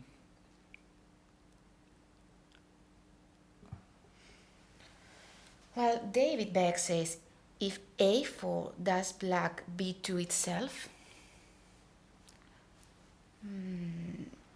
yes, maybe this could be an option.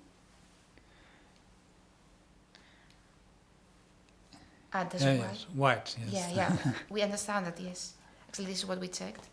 Thank you, David, for that comment.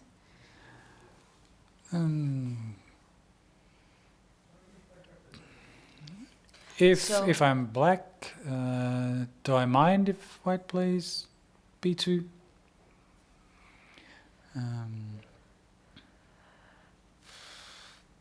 Well, actually, if you were black and played B2, then actually then white could cut through the diagonal really easily by playing E8. So I don't think that this would be such a valid. No, but after black plays to A4, David was suggesting that then white would play B2. Yep.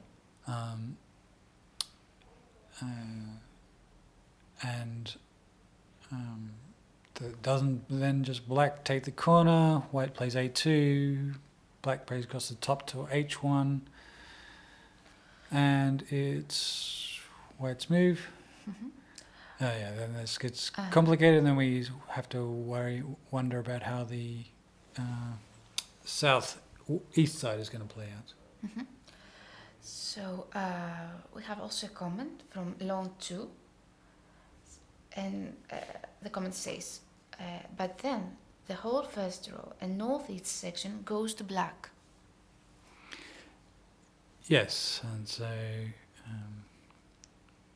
that's why if I'm black, I'm not too worried about a white move to b2 after we played at a4.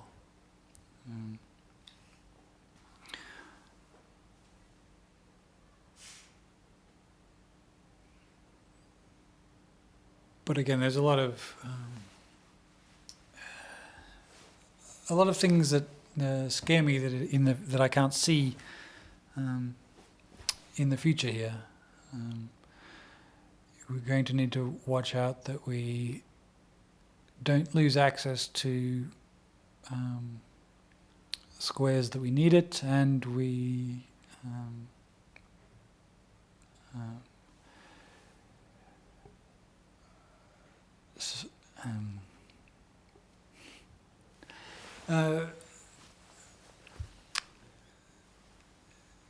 when I'm in this position and I'm trying to see the game through to the end,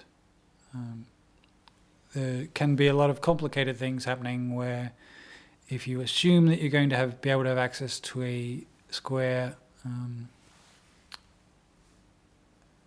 then discover you no longer have access to that square, that can be a game-changing situation. I'm trying to see a good example on this board.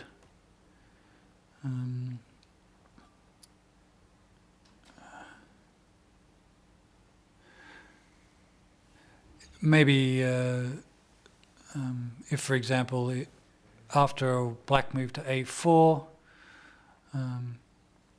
white has no access to a2. If white then thinks, okay, I'm not too worried about that right now, I can always get back on there, get access again. But then the game proceeds a few moves down the line, and then suddenly we find that the b3 to f7 line stays black, and then it's white wants to move to a2, and then suddenly can't. You go from a game which looked to be quite close that can be turned into quite a big win for black. But these are World Championship caliber players, and they're not going to they cannot reveal their secrets so easily. At least. No, they will reveal that later on the interview. Yes, we're going to be speaking to both of these players after the game. If you have any questions that you want us to ask them, please send them to us via Facebook or Twitter or Instagram or in the YouTube chat. And on Live Othello, I see many comments. Oh, and on Live Othello also, yes. We're also keeping an eye on that one. Yes, sometimes. Yeah, there are actually 116 viewers on Live Othello right now, and they are all discussing. So Patrick says that I'd rather play black at the moment, but that is just a feeling.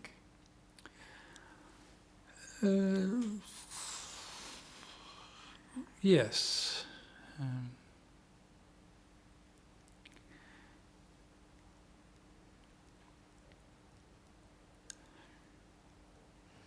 It's certainly close. I think I prefer playing with black, but once you get to this stage of the game and where it becomes more into the end game, black needs to have done what black needs to do to win by this point.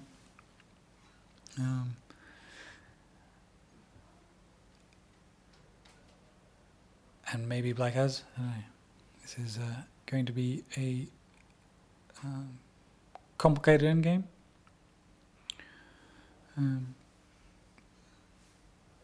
Takanashi has thought for a very long time on this move.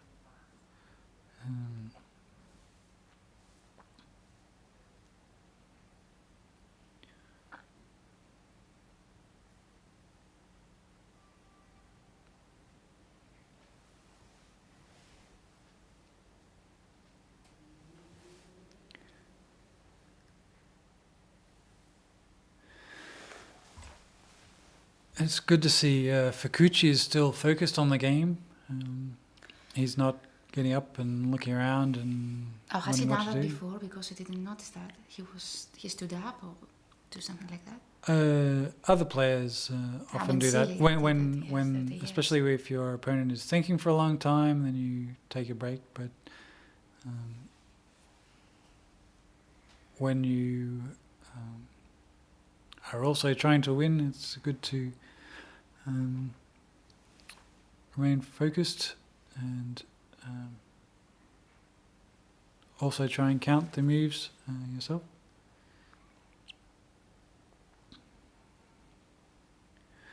You can see Fukuchi is nervously flipping the disc in front of him, using the style that Guy was talking about at the end of the last round, using fingers on the outside and flipping it with your index finger.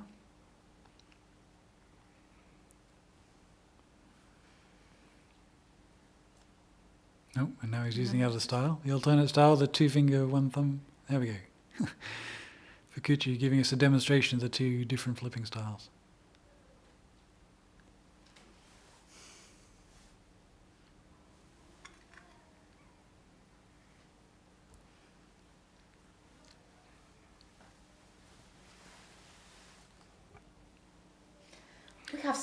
We have some more comments actually. Patrick says, I think the sequence H5, D1, T7 is better than T7, D1, H5. I think that it is good. We have a comment also of Ian Turner. He is wondering, what about H5 followed by T7 from white? H5 followed by... Oh, what is he saying actually? They were watching that on... the board on live Othello it's is different. I was just thinking what... upside down compared to the board that we're watching on the screen.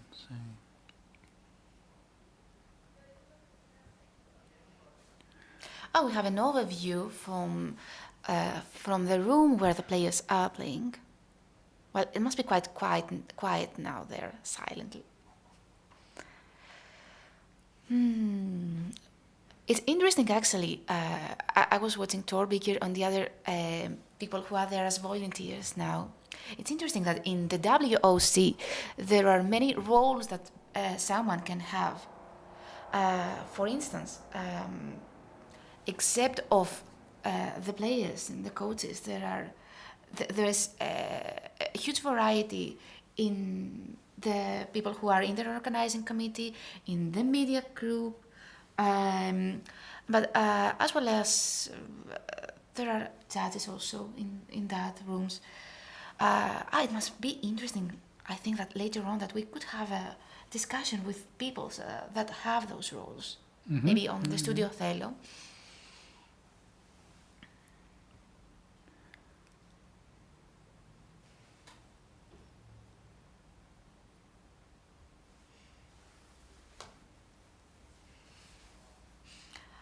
Well, yesterday, while we were having that meal, I was wondering what it is better, what someone seeks when he's going to a trip, instead of doing a trip for professional reasons like that we have nowadays, today actually. And, you know, it's interesting that other people tend to do things such as gastronomic tourism, like they want to taste the local cuisine of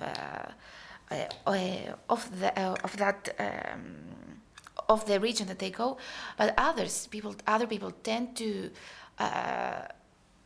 see how real people live in their daily life. For instance, I think that you have heard about all these types of sharing economy tourism, such as renting a room at a house, or something that I was thinking that it must be interesting to do is actually,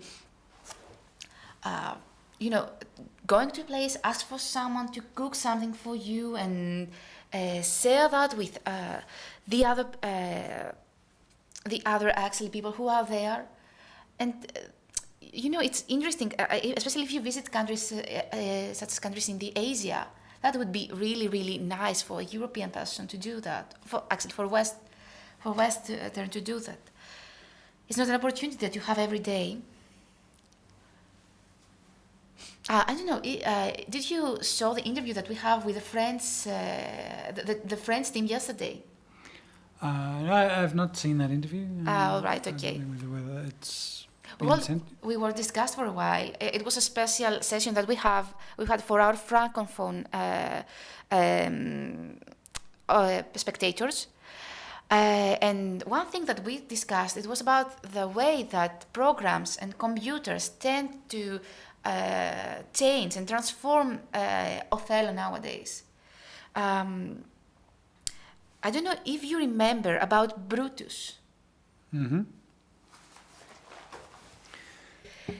Brutus, I think, was one of the first programs of Othello, and it was looking at millions of possible continuations that could lead to strange moves that work out in the end. Actually, computers have revolutionized the way that we see Othello today. They do not only help us in analyze, but I think that in a way that they make people to think differently. There we go. Oh, we have the move. We've had moved, and it was A4. Expected, I guess. So, who told that? David, I think, on YouTube. I was wondering about the continuation after that. Yeah, well, Fukuchi's played to E8. He's obviously in B2. Mm-hmm. And we have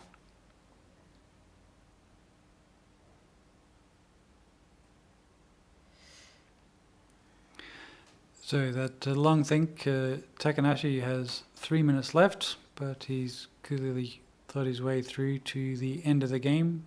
You can have a look at him and see whether you think from his expressions whether he thinks he's going to win. I'm not sure actually, and I think it's difficult to read their expressions like now. Mm-hmm. They're both concentrated, but actually nobody seems to worry. If you see Takanashi, he has a more defensive expression. No, actually he changed now. His position, the way that he's sitting, and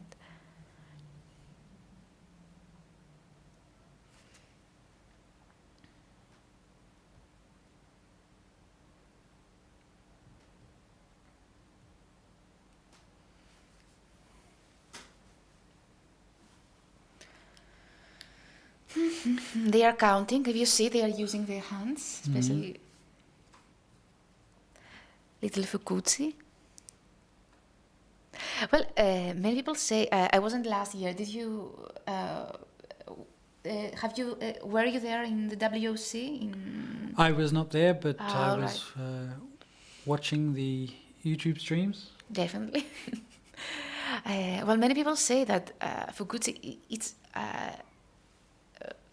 quite smaller than Takahashi last year.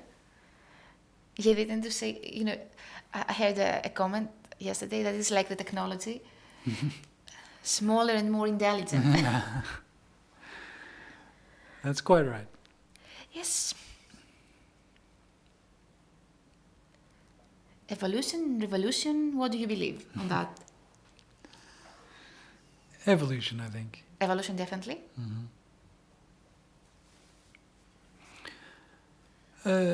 What?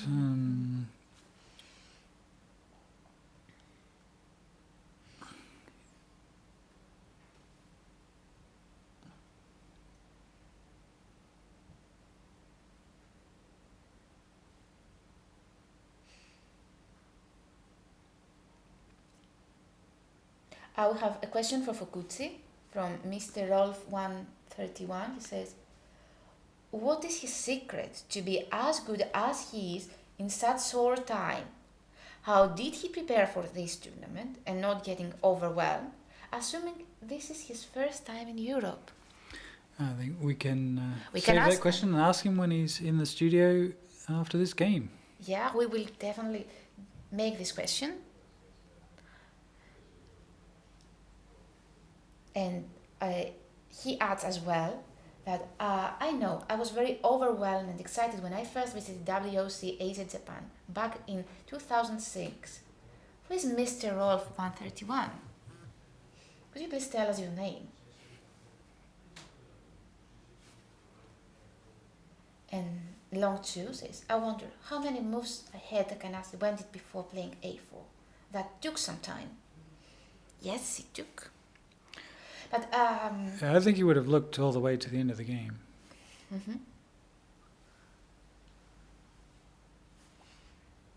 But when such players start calculating for the end game, I think that they. You do it. I do it as early as I can. Oh, Takanashi seems quite anxious, I think. Yeah, he's just out tired. I saw that he had his hand on his eyes, and so that shows that he's trying to concentrate and he's tired. Oh, Fukuchi, look at him.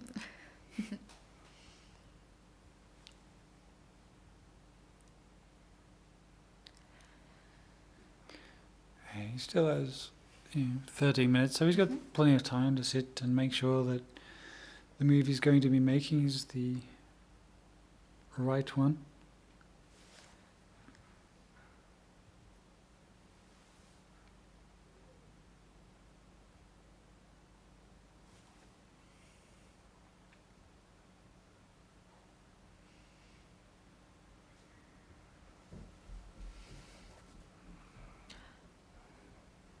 So silent now.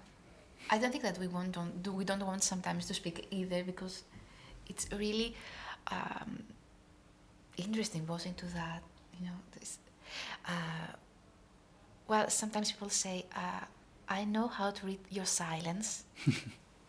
So in that case, it will be quite silence for a while and try to get into this ambience. Yeah, it's.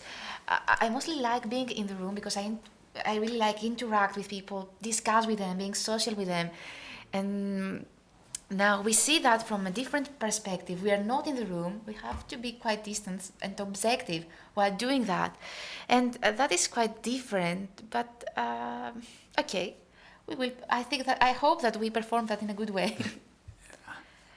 But I miss that thing that when you are in the room, when you finish the game, when you discuss with other people, I really miss that sometimes.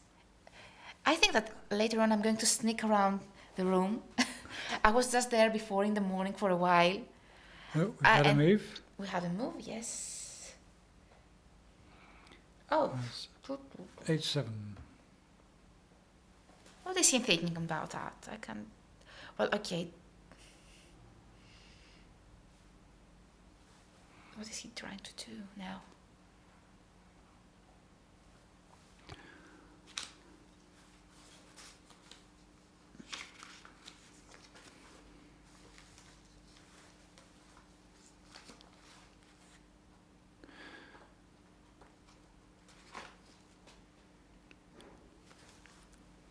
And another move? And another move? Oh. Whoop.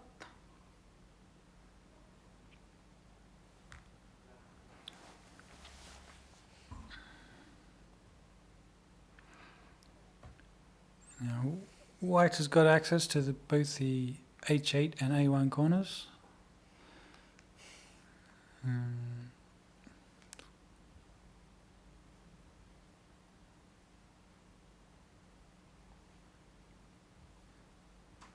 Fukuchi's playing very quickly now. Yes, definitely. Yeah.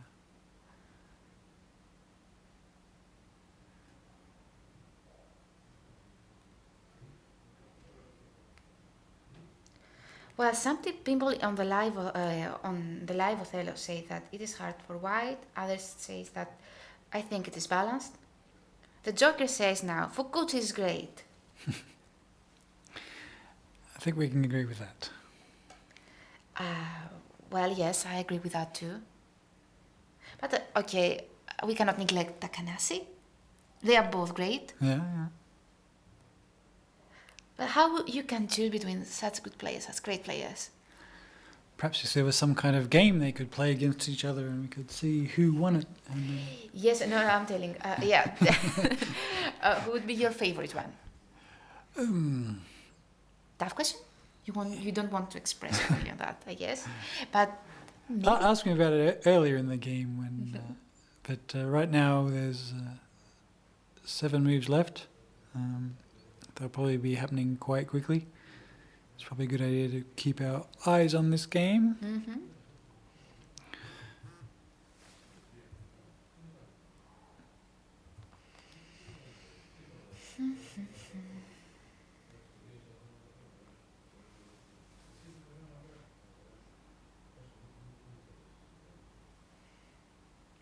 Oh, we have some. I think that Mr. Rolf is muscle sneak from the Netherlands.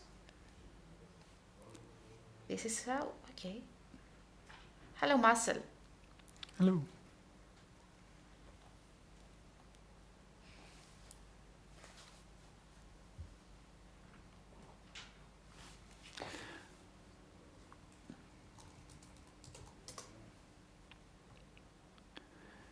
Six moves left. This is about where I can look and see to the end of the game.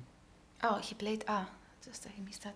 Okay. The last move was B7. B7, all right. Yeah, I was watching the comments on Facebook but I really like interacting with such people. It's okay, sometimes I was complaining earlier that I do not interact with the people in the room, but we interact with the other people on the internet. Yeah, we provide a link from the people sitting at home to the tournament. And yeah, actually, but I'm a person who likes complaining sometimes, I guess. So I couldn't avoid that now.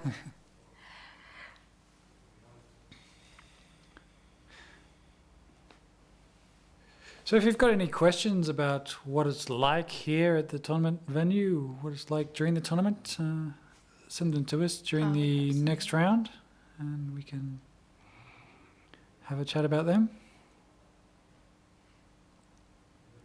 So is this going to be a win for Fukuchi? What do you believe? I think that he's in favor of the board. I can count now, actually, but...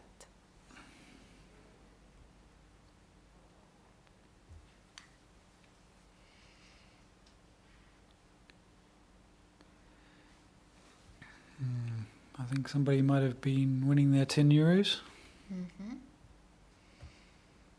And in a while, the end of the game.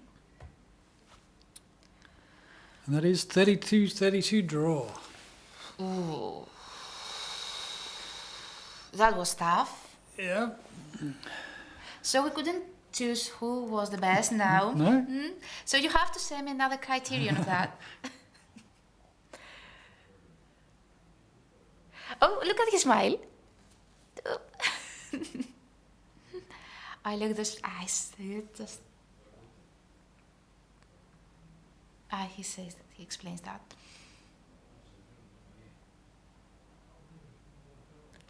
Yeah, so they're going over what happened in the game and saying what their thinking was at each of these positions. And what they were afraid of their opponent doing? Yeah, it is a draw. I'm sorry, just I wanted to say something. I'm sorry to interrupt you. So, Alessandro, did you lose the bet? Can you hear us? Didn't he win the bet? No, he said that it would be, what, I don't remember, I may say that again.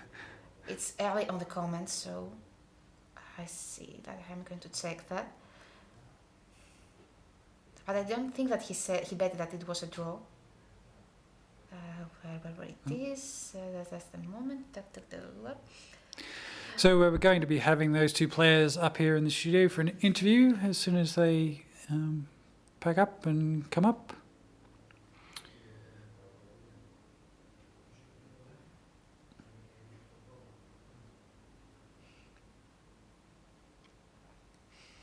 Oh, they must both be quite tired, I think, even though it is early. Mm-hmm.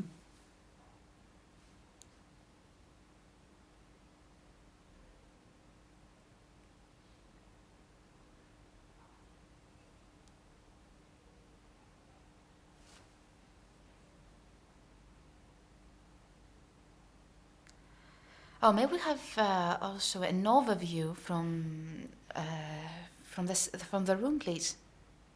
It's really nice watching that. There are still games on. So the referee was Stefan from Germany, I think. Mm-hmm. Is there any games ongoing on the other tables? Okay. Yes, maybe. This is Aunchulee and Ming.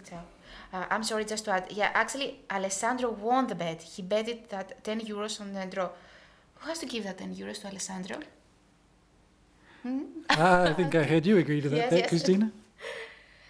All right. So I'm sorry, Alessandro. You you won that bet. So let's see, Aunchulee and Chow coming. So Chow Kaming is stood up.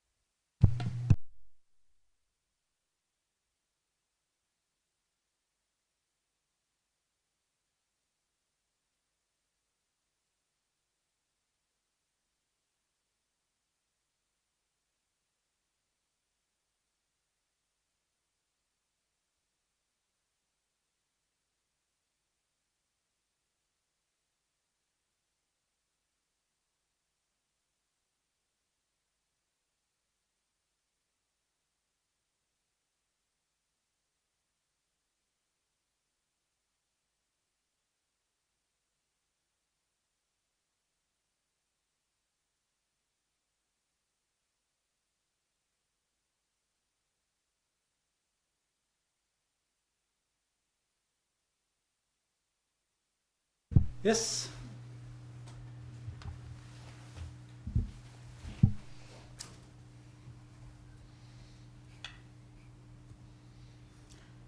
Hello, welcome once again.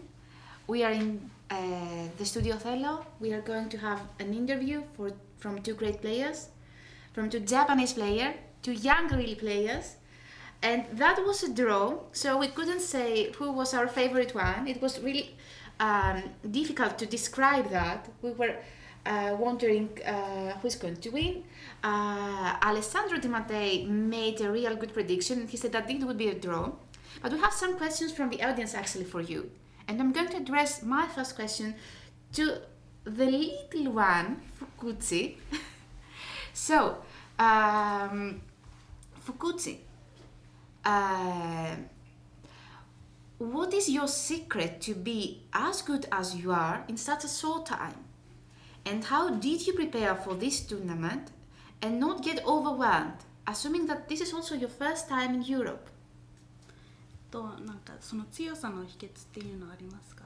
あと初めての世界大会でなんかこう準備してきたものってありますか？まず勝つ秘訣っていうのは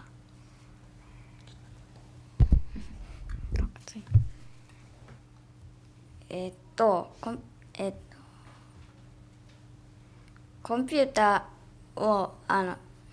ーを使って序盤を研究したり、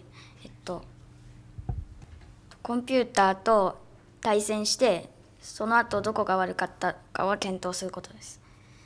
Okay, so my strategy is to open up the software, and I mostly try to analyze the beginning of the game, and I play against the computer, and if I make a mistake, I analyze like why it was a mistake and how I can improve. That's my strategy. Great. And a question for Takanashi. How many moves ahead did you think before playing A4? A4 を打つ前に、どのぐらいこう先を読んでいましたか？そうですね。結構あそこ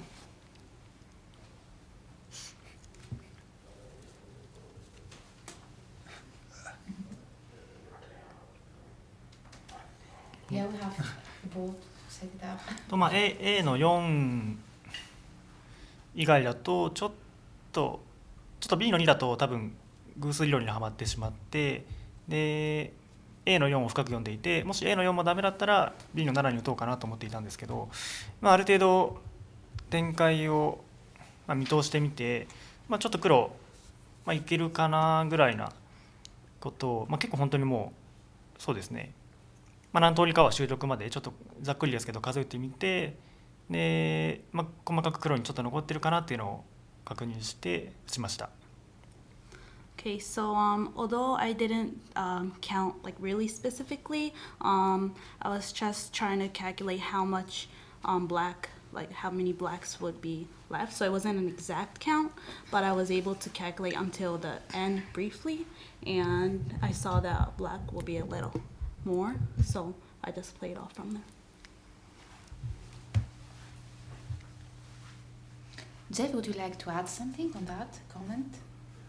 I think that we have some questions also about the last game, the end game actually. What has happened there? I think you were wondering about that, or you want to comment something and ask something more specific on that? The two great players that we have today? Yeah,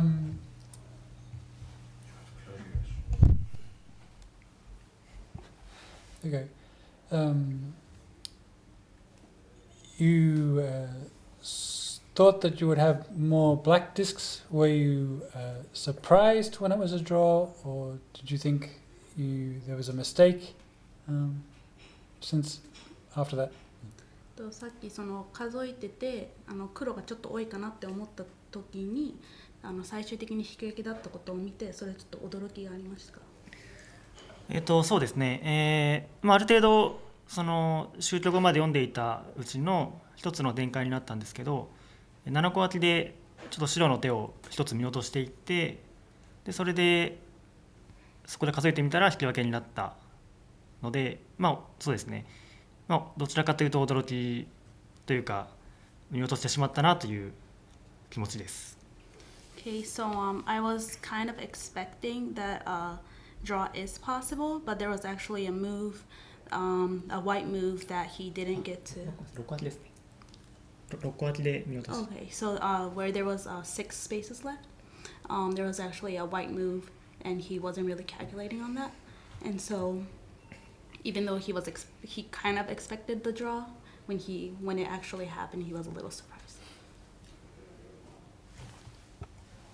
And one last question. Have you seen any unexpected things in that tournament, or your results as you expected them till now? Sir, can you repeat the question? Yes. I guess that you are satisfied from your results, but have you seen something unexpected in this tournament from yourself, or you are really satisfied now? Where do you set up your personal goals for that tournament? そのさっき引き分けは少し驚きがあったなって、でももっとざっくりこの大会自体を考えるとなんか目標にしてきたこととかありますか？そうですね、毎回出るからには、13連勝を目標にやってるんですけど、やっぱりそう簡単にはいかないなっていうところと、そうですね、今のも、見落としていたんですけど、結果負けではなくて引き分けになったというところで、ほっとしている部分ではあります。残りのことを考えると、少しほっとしています。Okay, so every time he participates in the world tournaments, he wants to have 13 wins. That's his goal. But he knows that it's not easy, and even at this game, there was a white move that he didn't notice. So, but even though he didn't notice, he didn't lose the game. So he's not too worried right now. And the little one? なんかこの大会の目標ってありますか？まずユースの部では優勝して、で、無差別の部でも入賞まで、いけたらいいなと思ってます。じゃあ今言われたので無差別の優勝って。Okay, so his first goal is to win in the youth part of the tournament, and then he said that even if he can't win the entire tournament, he still wants to get some kind of prize for it. And then Takanashi said that no, you should just say you're gonna win this entire tournament, and he said yes. Since I've been told, I'm gonna say I'm gonna win the entire tournament. Is what just happened. Yes. All right. Thank you for being here. I guess that we are going to see you again in that tournament. Jeff, would you like to add something or to say thank you also for that interview? Thank you and good luck for the rest of the games. And, yes. Thank you. We'll be back for the next round in 15 minutes or so, and we'll see you then.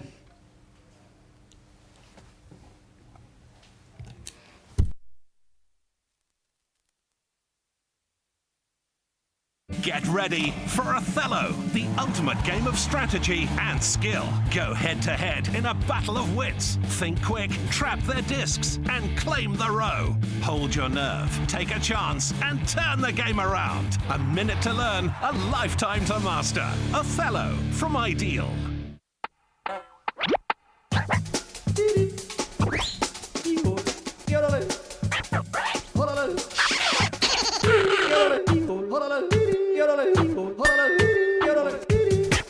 Othello, a minute to learn, a lifetime to master.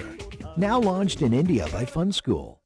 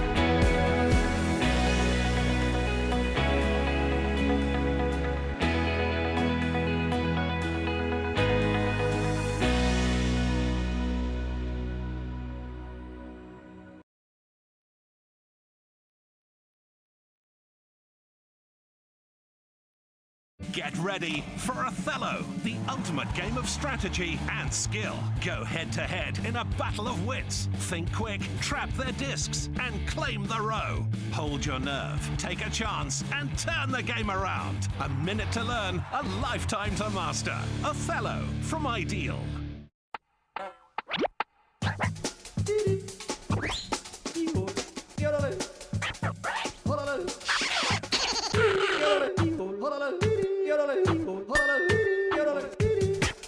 Othello, a minute to learn, a lifetime to master. Now launched in India by Fun School.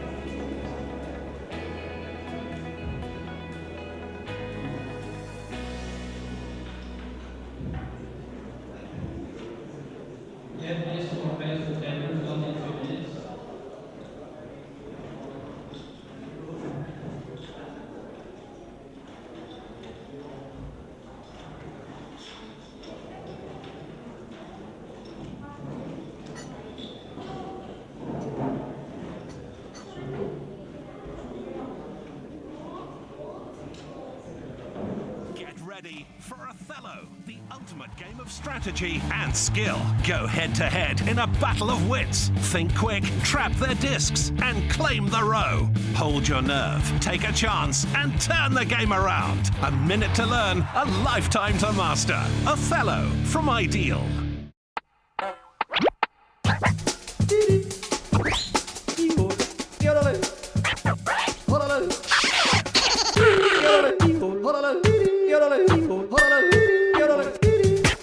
Othello, a minute to learn, a lifetime to master.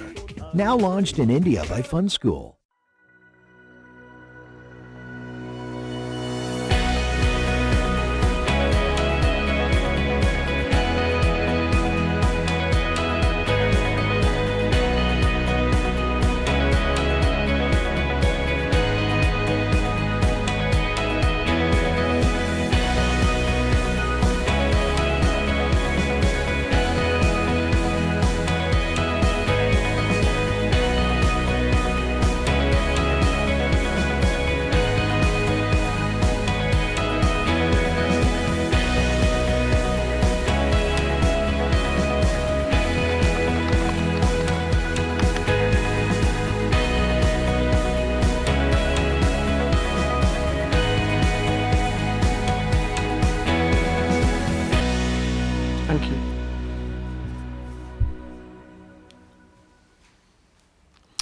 Hello and welcome to round 10 of the World Othello Championships 2018 live from Prague. I'm with Mirek for this round. We will go to the tournament room as soon as they are ready to play.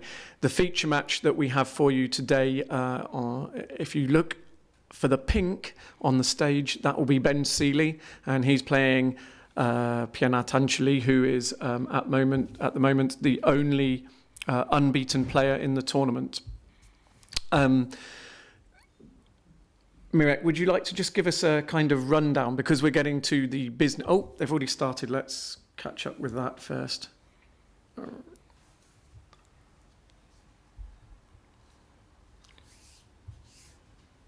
So we're just trying to get there.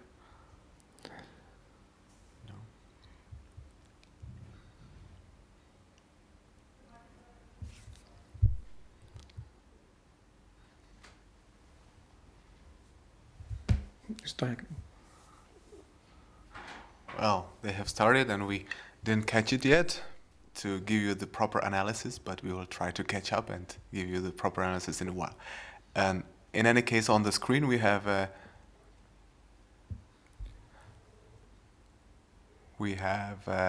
could we go to the board, please? Board one, thanks. We had an unusual view because we had two Japanese players at the bottom, which are not there. So it is Piyanat Aunchulee and Ben Seeley, as we said. Piyanat is black. The all-Japan match we had the last round. Now we're having a non-Japanese match. We're missing the names at the bottom, but don't worry, they will come in a while.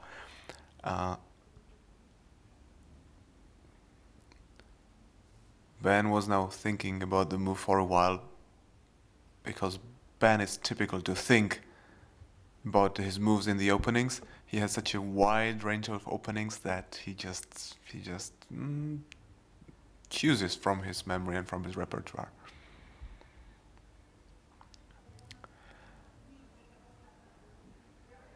He did not seem to surprise Piyanat yet. Okay, we are reconstructing the game, and let me give you the overview of the standings for now. Piyanat is in the lead. He's having 8 points out of 9. He's the only leader, but closely followed to the players from the previous featured match.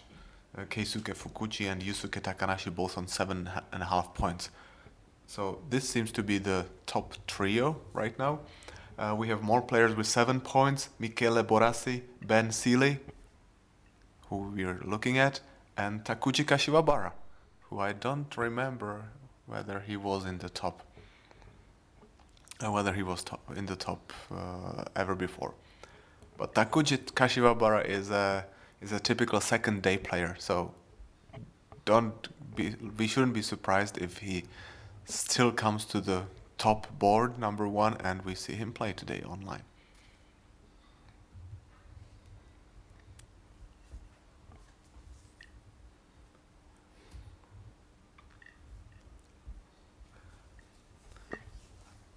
When I do my favorite part, that's the bottom of the table, we still have one player on 0 points, unfortunately. And all the other players have 2 wins at least. But we wish him all the best luck in the remaining game so that he can catch up with the rest of the people. As from teams are very nicely equal. We have France, Japan, and Sweden, all 3 on 18.5 points. So the team competition can become very interesting in the last rounds. As for juniors, we do have to mention Keisuke because he's leading, and the interesting fact is that if Keisuke Fukuchi manages to win this game, this round, he's already the youth world champion because no other junior can catch up with him. For the women, we have a big group of 5 win ladies.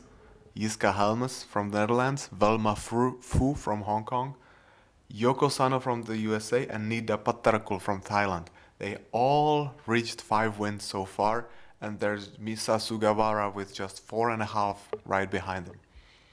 So as we predicted before the tournament even began, there were 6 female players, and we thought any 4 of them could reach the semi-finals. Is it still looking that close? Is any of those 6 dropped out? It's exactly those 6 we were talking about. There are 5 on the top, plus we have Veronika Sternberg, who is on 4 points, meaning she's just 1 win behind them. From the women matches, we do not have anything in particular. They do not meet each other at this time, and as well as from the juniors.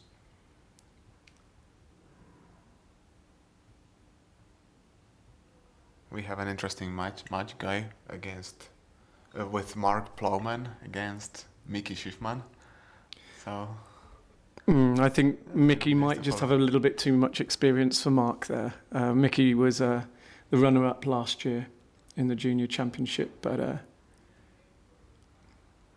you never know. We'll keep an eye on that.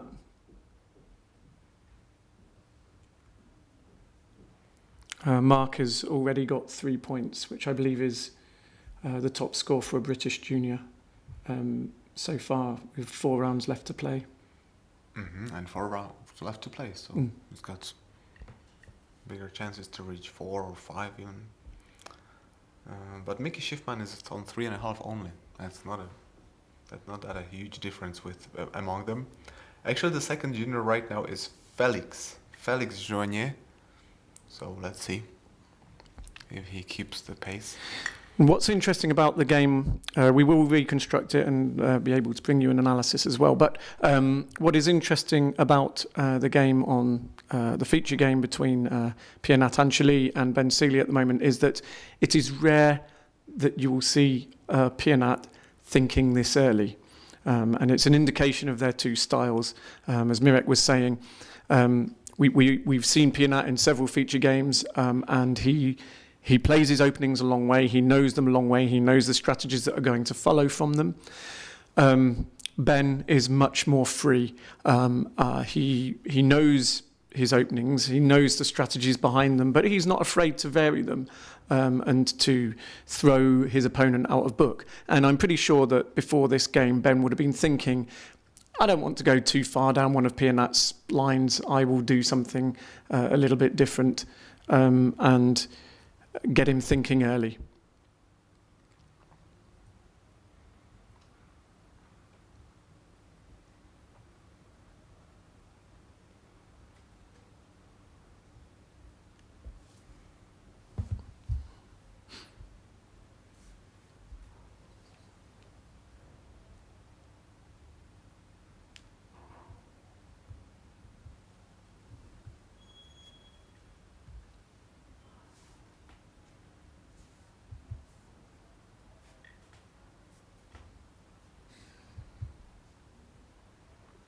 Oh, we're already there. It was diagonal opening.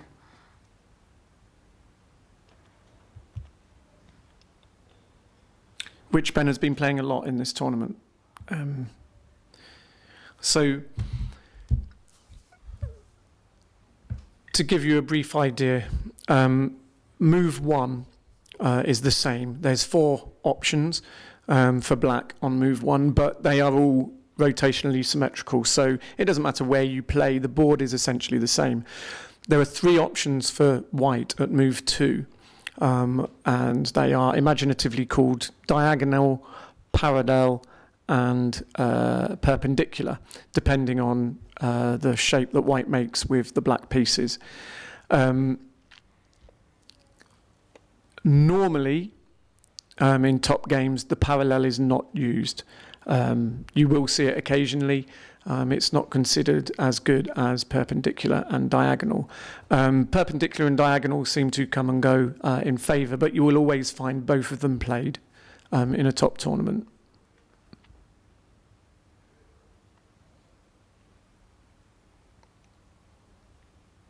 Now, we are reconstructing the game and seeing that it was move number 10 that Ben has decided to go off the beaten path, and he decided to change the variations and create something new. So, isn't it unusual for such players to find new lines so early in the game? Well, you ask yourself the question, has he just found it, or has he looked at it to some degree? Because, as I said before, Ben is quite happy to play openings which are slightly weaker, to get both players thinking earlier in the game. He's confident in his own ability to turn around a small deficit. So sometimes his preparation consists of finding openings that are not too bad. It was a slightly unusual move in that normally in the opening you try to take central pieces and you try to take few pieces. In this case, move 10, which was B4. Took C5 diagonally and was sticking out. But then when he played C4, it all got connected up again, and his pieces are still central. So it wasn't an unusual choice. It wasn't the most natural choice at that moment, but it didn't particularly take away from the overall aim. But since then until this point, if I count correctly, they have made 1, 2, 3, 4 more moves. No. 5, 6, 7 more moves only. Can we go back to the real game? This is the real game.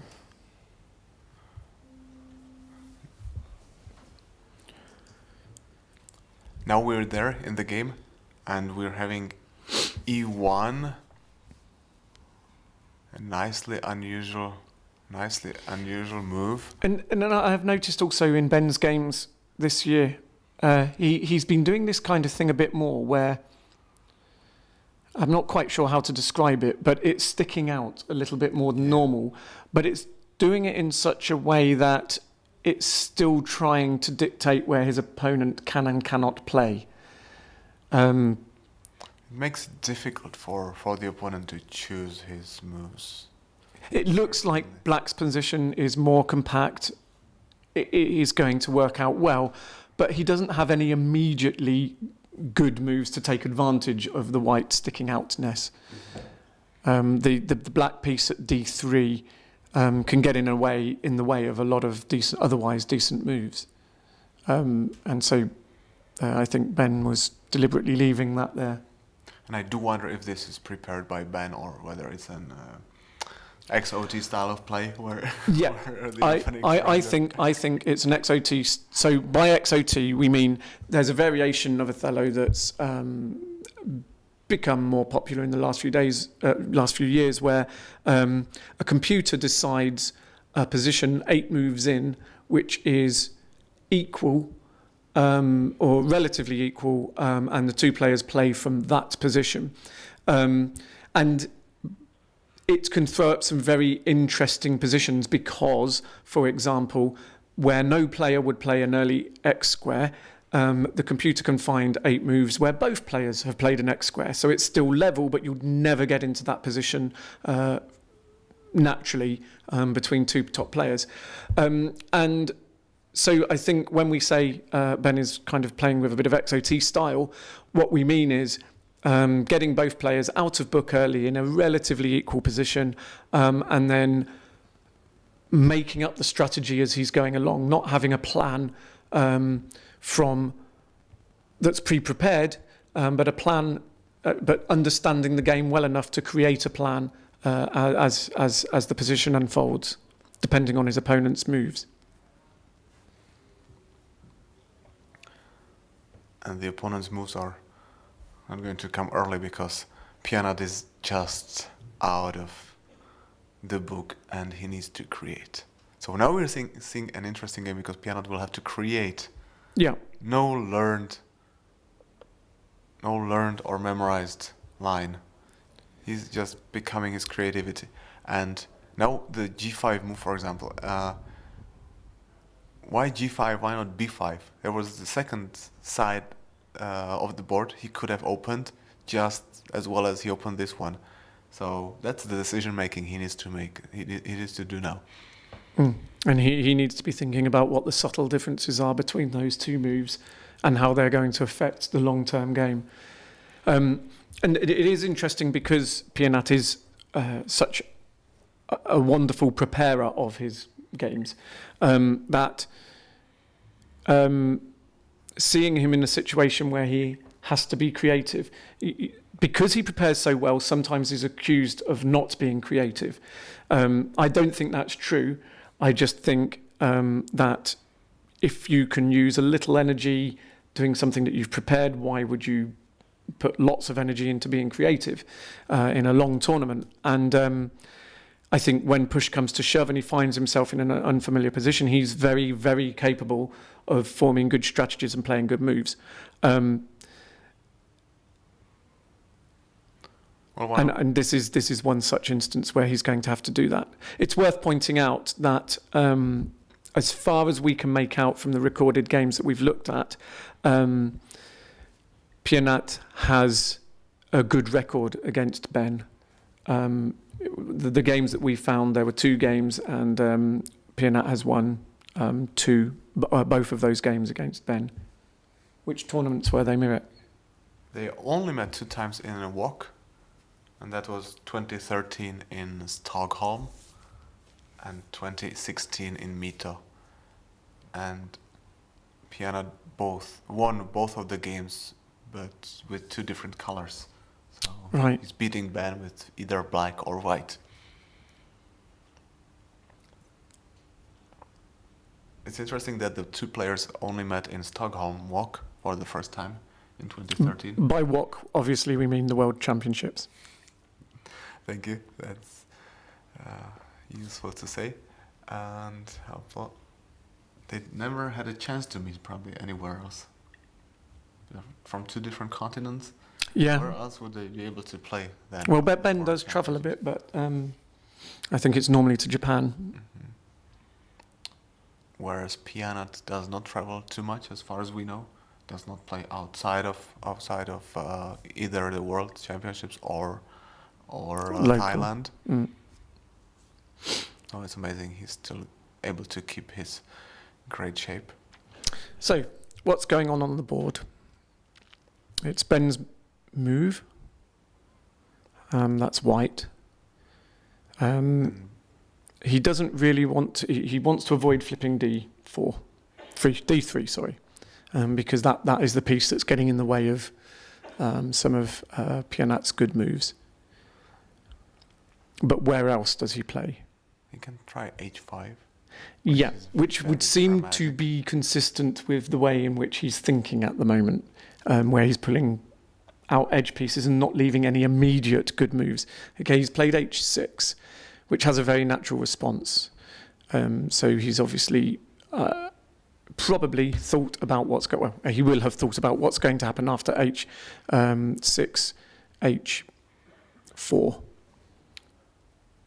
which is a pair of moves that you see very often. It's a relatively balanced edge. Both players have options about what's going to happen as the edge gets played out. And so what Ben would have been thinking there was, what's a good move for him? And then when he's found what he thinks to be a good line, he will also be considering this pair and saying, would it be better or worse if I played out this pair before the line that I'm looking at? In this case, he obviously feels that it's a good idea to play out the pair. The only reason why I see that he could play the pair is to put the h5 move later. To put the h5 move a little bit later and attack the black disc on h4. Right, so give Piyanat a decision to make. What we're talking about here, if we go to the digital board, please. Could we go to the digital board, please? Here we are. So what we're talking about, this move here is the natural move to respond. It's a pair, but we were talking about h5 being the move, which Ben may have been considering before this pair. Now when he goes here, Piyanat will have to make a decision. Either he takes the edge by playing h7, or he leaves it and allows Ben to take it by playing h3. Looking at the two of those, I think, well, there's pros and cons to each. Are you trying to recognize what they're going to do from their faces? No, I'm not. But Ben doesn't give much away in his face. So you mean the two options? You're just purely on the... I'm purely looking at the board and thinking, if the pair gets played as we expect, h4, and Ben then goes to h5, Piyanat will have a decision to make that will affect the strategic direction of the game. Edges often affect the strategic direction of the game because they can get in the way of other moves and make you flip in directions you don't want to flip because they're at the end of a lot of lines. But they can also, okay, if we go back to the actual board, please. They can also be good because, he's not taken. They can also be good because they can give your opponent a shortage of moves. Piyanat is not taking the natural response, he's taking the other one, the central natural response, just trying to keep his center solid. And he does this very well. It's an interesting thing for me because I don't play the same way that Piyanat does. He often surprises me with moves. And when he surprises me, it's often taking more pieces than I expect, and they are more central. And when he's played them and I look at them and I think, oh, that is a good move that I hadn't considered. But I enjoy watching him for that reason. It surprises me because it's very different to the moves that I would play. But when he's played them, I look at them and I think, that's pretty good. I didn't have much experience against Piyanat, but when I played against Ben, on the contrary, I would say that Ben is this style of player who sometimes like to experiment, just like in this game. Yep. But usually he does not experiment. Usually he plays trying to keep the center. He tries to keep the position very open, equal on all sides. So this style, I believe it suits Piyanat slightly more. Yes. But on the other hand, anything can happen later, and they are taking their time already, almost halfway through the time for Ben, so the end game will be fast. Yes, and even Piyanat has used 10 minutes, which yes, it's a lot for him at this stage in the game. 10 minutes is for the whole game, yeah.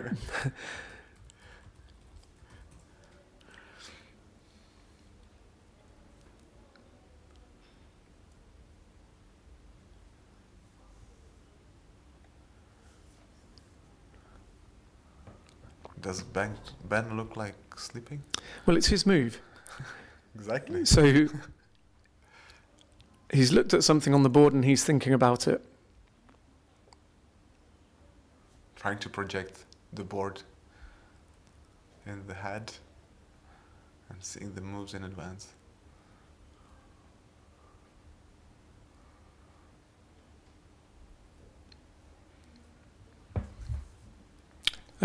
Whilst Ben's thinking here, because this is quite a crucial point in the game, could we have a look at the other boards? I assume he's going to be thinking for a short while, and we'll come back to this one as soon as a move is made. But could we look at board 2? Could we go to camera 2, please? Thank you. Oh, without the... Yep. So this is Takanashi and Kashiwabara. Takanashi is black, and white has already made a sacrifice. Which looks like does not look like a sacrifice. No, it looks... Giving up that I have no idea what has happened there. Yeah, and the usual thing is that also Takuchi is taking a lot of time to think. He's got 13 minutes left. Yusuke, sorry. It's Yusuke 21. It looks like white was in trouble in the opening and has had to try and find something to survive, and giving up that corner and potentially a lot of stable discs early on was the only way to survive. So should we agree that we would place the bet on Yusuke here? Yes. Yeah. So let's go to board number 3. Board number 3, please. And back to board 1 if there's a move, please. But board number 3 would be nice. So here we have Fukuchi and Borassi. And Fukuchi is black. Yes. Correct. And whose move is it? It's Michele's move, I think. Yes, it's white's move, Michele's move, and there are some very awkward constellations. The way that the edges have played out here so far, they all affect each other. So, for example, the white edge on the top is an unbalanced 4. It's sticking out towards one corner. With those 4 white pieces on the row 2, it's a position which can lead to a stoner trap. If black gets the whole of the main top right to bottom left diagonal, he can play G2, and so long as white has a piece along the G column, then he can follow up with F1, and white we'll probably take the corner but lose the wedge and the whole of the top edge if we had a move here. We have C7. C7 in the main game, which is an interesting response. Now just imagine the C3 quiet move is played immediately. Then we have a really beautiful position of black mass surrounded by small white islands around. It would be difficult for me to argue that white is doing well here. Yes, me too. Now, the question is why black's taking time. Oh, here it comes. We've already done it on the board. It's quite a relaxed game in terms of time. They did not hurry much. I assume that. Well, I don't know. I don't know what I assume, but I know that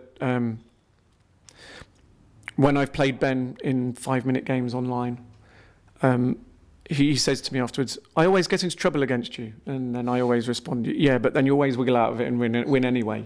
And he is exceptionally good at finding working strategies in awkward positions, which is why he's not afraid to create awkward positions. This one is looking difficult. and we would try to avoid it. But Ben may find something. The move we were discussing, h4 for black, it's obviously still there. It's waiting probably for later chance to take it. And now we could theoretically had a possibly nice situation if white played c2, creating a wall of white discs on the left. But the wall is spoiled. The wall is spoiled by the b4 white disc, which generally makes the wall not too favorable for white. If we have a wall of white discs that is not sticking out, that's just purely straight, or black disc as well. If we have a wall of discs that is purely straight from top to bottom or from left to right, it looks like it's a region. And it actually is a region where white, in this case, cannot make any move, cannot play, is blocked for him. But in most cases, it is not a disadvantage, because as soon as black breaks through with any single move, then a variety of options opens for white. So such walls are one of the scariest thing to see on the board, but in fact they are not as bad as they look. So long as you can force your opponent to play through, which is not obvious in this case. In this case, if white, even if it was a flat wall, by playing c2, even with that, if it was a flat wall without the b4 piece there, black still has moves such as h4 on the right-hand side that continue to force white to play to the right of that wall. And so long as black can keep forcing that, then black would not have to play through. And Ben has gone for g6, starting to try and take back some control of the center of the board. You cannot play without the center. And I think, that was his strategy when he played c7. But he's already down to 10 minutes. He can play very, very quickly, but you don't want to leave yourself too little time in a World Championship game where your opponent still has a quarter of an hour left and you're down to 5 minutes in the end game where you're wanting to calculate and think ahead and work things out. But equally, you don't want to get to the end game and be dead. So in a tricky situation like this, Ben needs to spend his time making sure he gets to an end game. Once he's done that, he needs to try and save as much time to play that end game.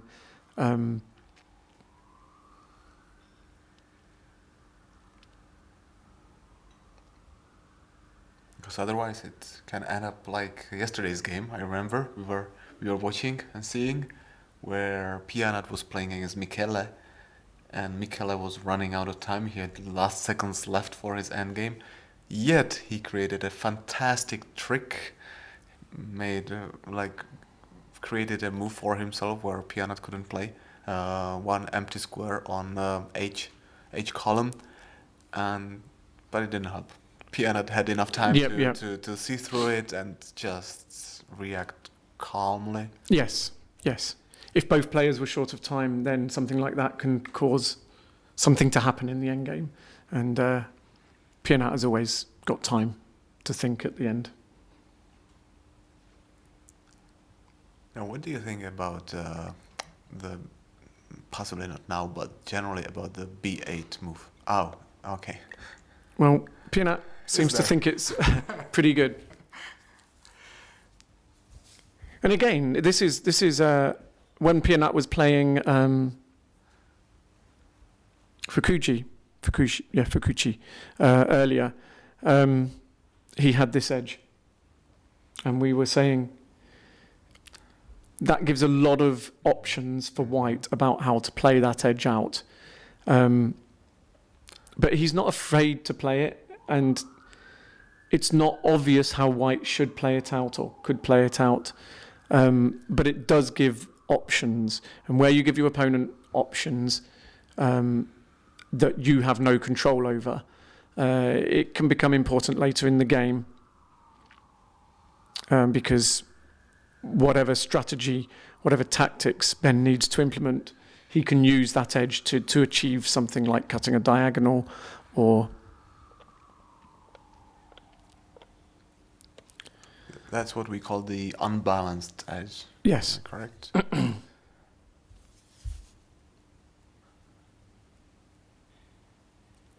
The difficult question to answer is why would you create an unbalanced edge for yourself if you don't have to, if you have other moves around still?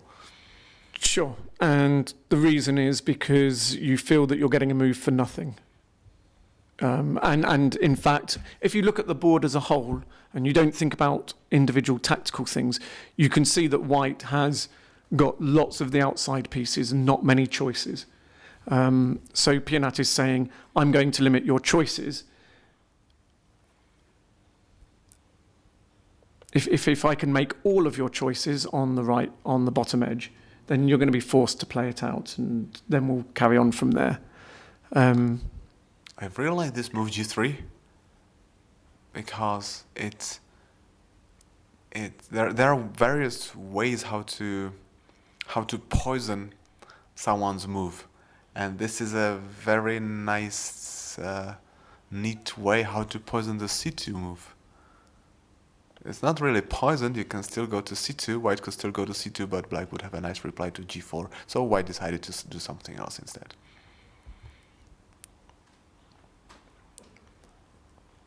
And C2 is still available, which he was in danger of losing. If black had played H5, then it would have flipped G6, and that was the only white piece on that diagonal. I'm sure he'd have been able to get back on somehow on the bottom edge. But guy, now I see that there are white's got two outside black discs that he can work with. If Piyanat just goes to H3, it looks good, and but white replies anything on the H column, then white will only have one outside black disc to work with on D3. Well, if black goes to H3, white has a stoner trap. H4, you mean? Oh, H4. Right, H3, okay, I see what you're saying. H3 is still safe. But yes, H4, G4, and blacks, and white's back in the game, but we have something else. And that's nice, I like that. Piyanat's creeping along that corner.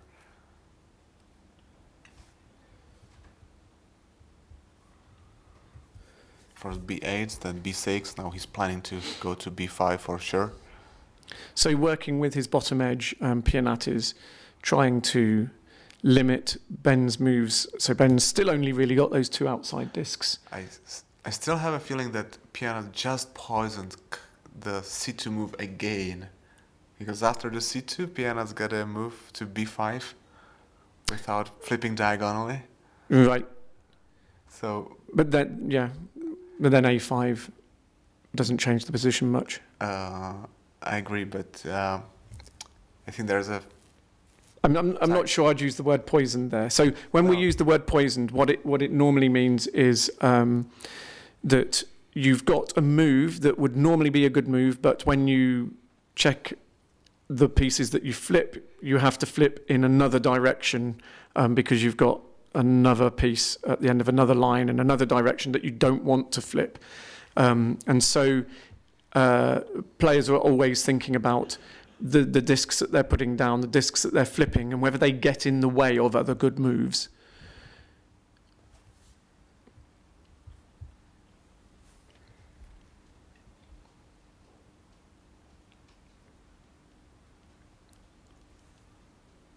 But it's quite annoying. Imagine you have a very nice move prepared. Yes. Then it becomes slightly worse. You need to change your plans. And the most annoying is if you later in analysis find out that even that poison move is still the best one. Yes.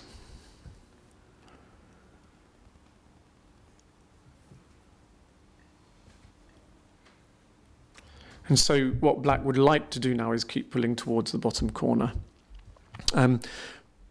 But the natural place to do it is b5, but it also flips c4, which means that white can keep eking out moves. He's doing it anyway. Right, which is better, b3, a5? b3 can be easily replied with c2. So I don't think b3 is what Ben would like to do. Or c2, in fact, you could play here. Finally take the c2 move. But the top right is, he's taken the c2 move. But the top right corner is looking good for Piyanat because the 2 row and the G column are all white. So if black plays G2, he doesn't flip in either direction. And if the corner's taken, then Piyanat has a lot of choice about how to take the remaining moves in that corner or how to play them out.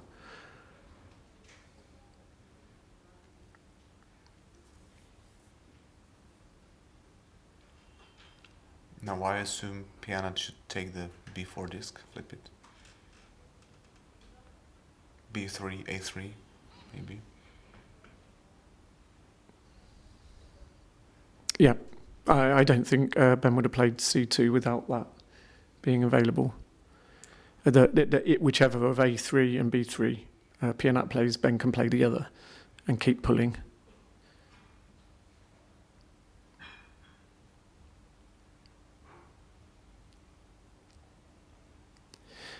And although the bottom edge is very, very ugly, the 3 white pieces on F, G and H6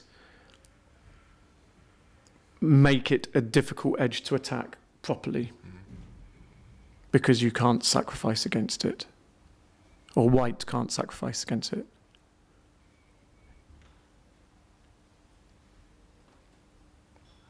So white cannot touch, or doesn't make sense to touch the bottom edge, which also means that black cannot really touch the right edge. And they will play out the top and left, north and west, you can call it. And then probably depends on the moves they're going to get there. Who's going to get more moves there in that region?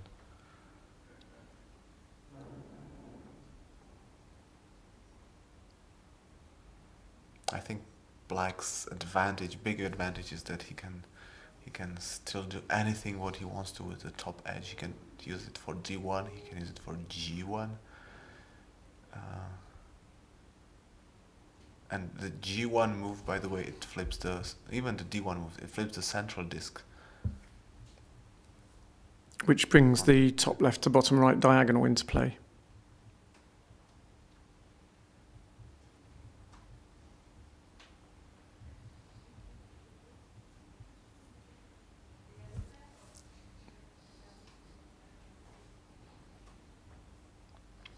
I have a feeling that Ben is getting slightly nervous because he sees that he's got only 5 minutes left and he has no clear plan about the endgame yet. And the problem with his moves here on the left-hand side is that he's got long lines of white pieces which black can play at the end of, flipping in only one direction. So if black plays a3 now, he only flips the one disc at b4. Or if he plays at a4, he only flips the one disc at b3. So it's not as if he's having to close up the left-hand side to play these moves and wait for Ben to play again. Can we go to the analysis board?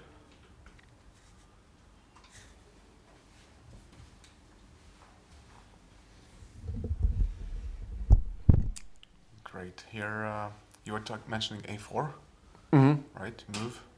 Only flips one piece. I have a feeling Piyanat will like it, because even if white replies with h3, then Piyanat can take h2, very dramatic move.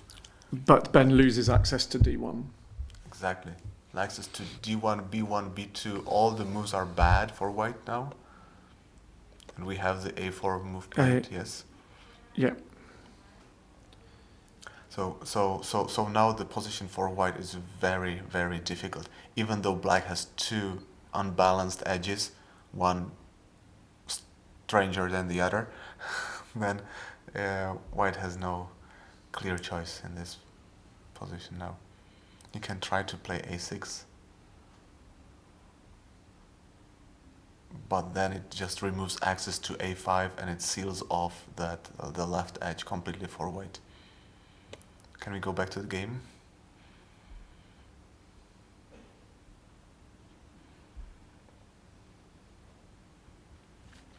So Ben has indeed played a3. So now we expect Piyanat to take that edge with a2. It might not be the best move, but probably Piyanat will now just think of it for a while. I think he's thinking of it and is just deciding whether to do it or not to do it. If he decides not to do it, then he'll go into other options. Such as d1. And of course it's not easy to decide to do it because you need to see the lines that can happen after.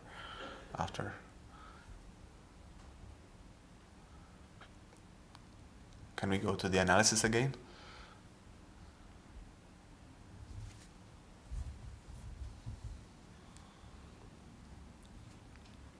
Can we go to the digital board, please?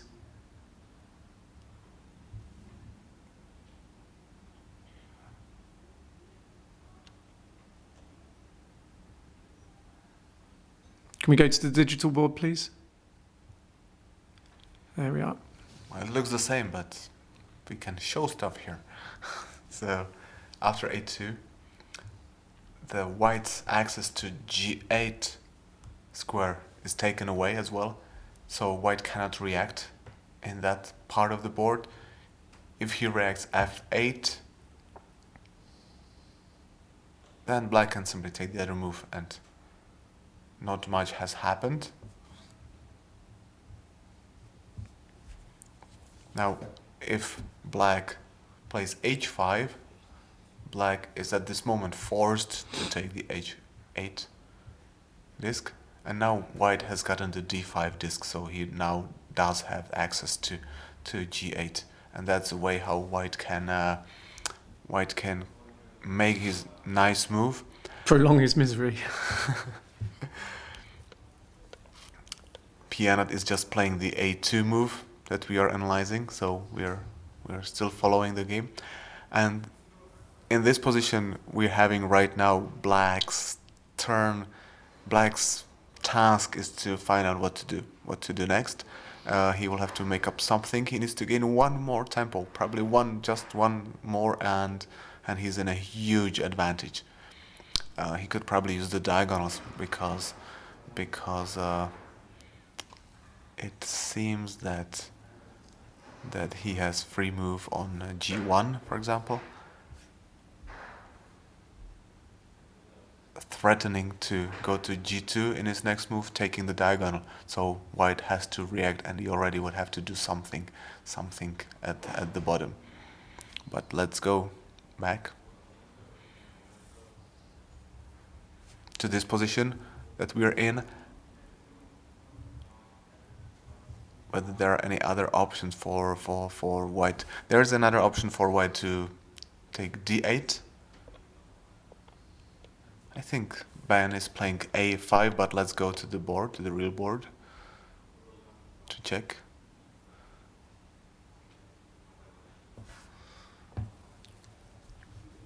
Can we go to camera 1, please? Thank you.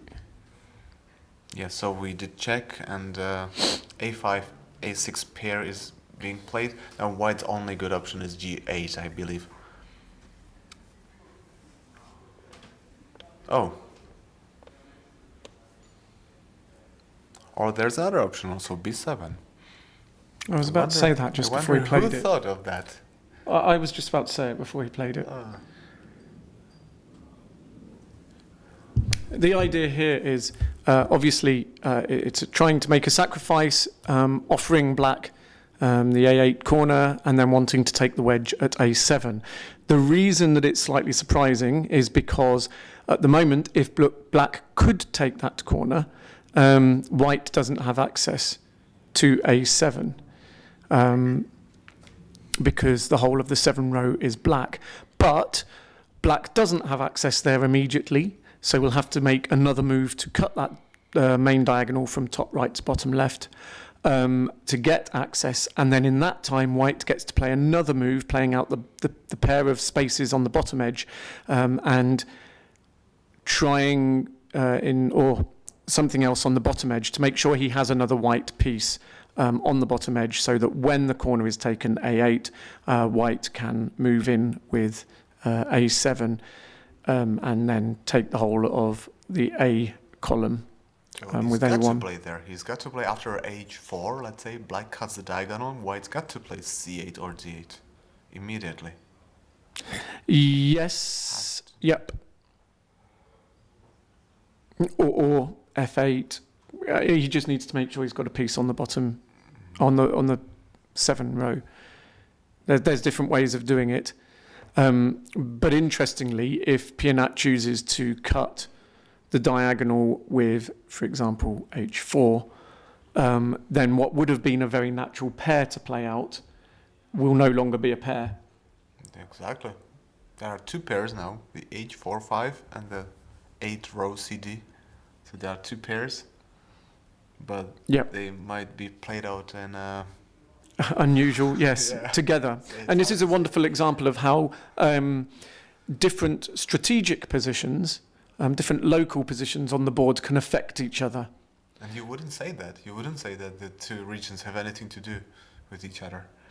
Yeah. But they do. Normally you just say, well, the pair on the right-hand side edge will get just played out, and the pair on the bottom edge would just get played out. But as we say, if Piyanat's chosen to do D1, so we may not see what we were talking about with the edges, but that obviously flips D5, gives access to A8, and if, just imagine it was black's move now, black takes A8, white does not have access to A7 because the whole of the 7 row is black. So Ben would then need to remove the D4 disc to stop white having access into that space as well. But that's a very awkward way of doing it. He will need to now play on the bottom edge.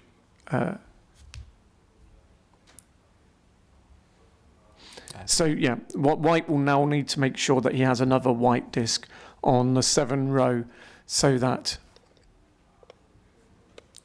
So now it is there, right? So no, yeah. Now I don't see any other options because white is threatening to wedge on C8. Yeah, so that was quite nice because he didn't flip anywhere along the D column, which means that the C8 square is still available to white, which gives him an extra move. It gives a very nice move for black onto the edge, but white's very happy with the exchange, getting the wedge, leaving the 2 spaces on the left.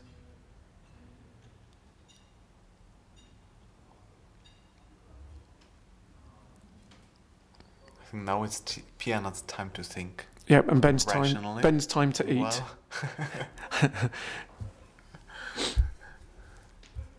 to eat, to look around, and to see who am I going to play next if I don't win this one.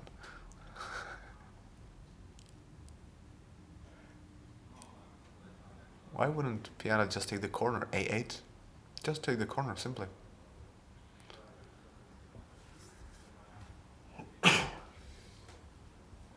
I mean, he's got the parity region, top right, is all white, 5 squares, sealed off. Let's do anything on the rest of the board and then blow the final move there. So A8, A7, and then would you do B2? No, I wouldn't. I would. C8. I could, because we have an F8 move and Well, still let's left yeah. for black. So, yes, so b2. Yes. Correct. But then white will take the wedge on the bottom. He will, but Black after will take f8... Black will take the quiet move at f8 and... But then we can have a swindle situation around the a1 corner.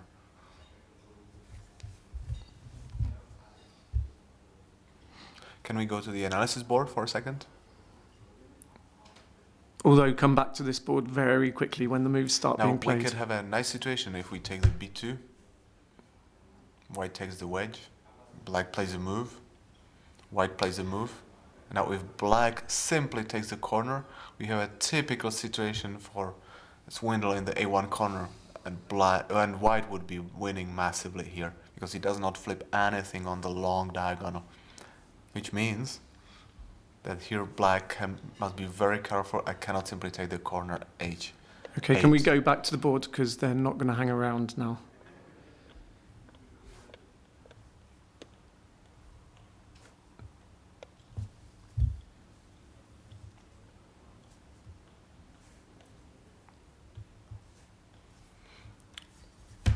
So black is now avoiding the swindle I was talking about completely.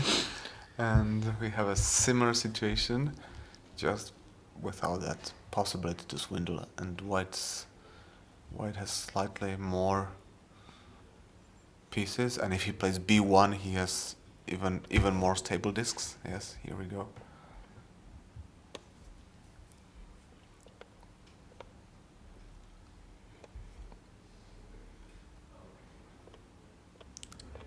But is it enough for white to have this many stable discs? Probably not. But black has to find the right way to play here. I think he will.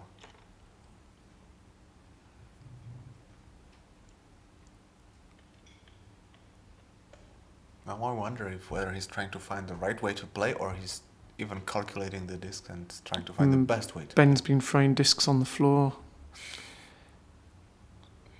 He looks very disinterested in the game in the last few moves. Yes. Eating, looking around. Or he simply knows he has no options to play. Look, he's got moves, so. Yes. At the moment, all of the options are with Piyanat, who is down to 2 minutes and 40. Oh. Wow. That's an unusual sight. And Ben's on 1 minute and 14. So this game will be over in 4 minutes.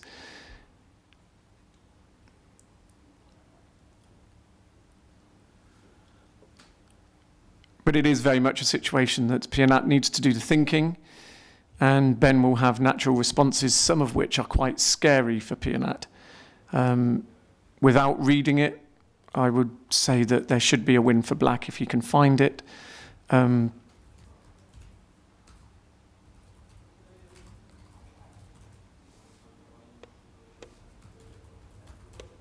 Took the corner simply.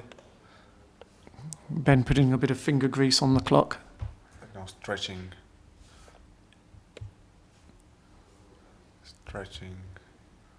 his black pieces from the corner. Yeah.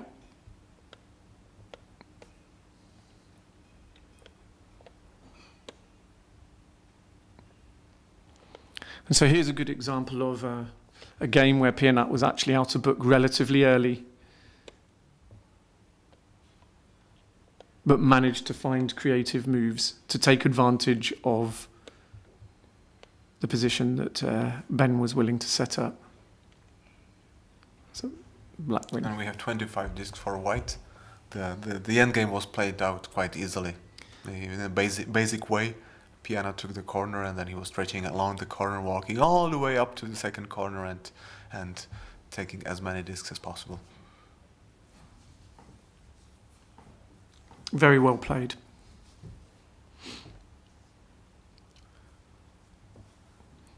Could we go to table 3, please?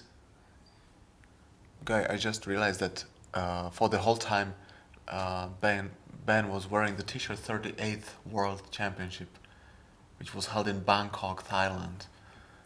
So we had kind of two Thai guys against each other. Subliminal message. So here we have Fukuchi versus Michele Borassi. That was the very unbalanced game, unbalanced edges game we were looking at earlier, and it is still very unusual. It's 54 seconds for Fukuchi now, and for Michele 27 seconds left. I think it's looking white.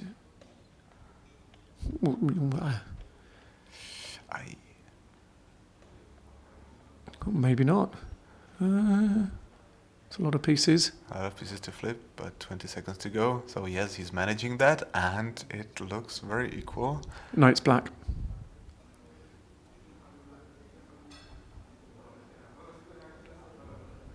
It's blacks.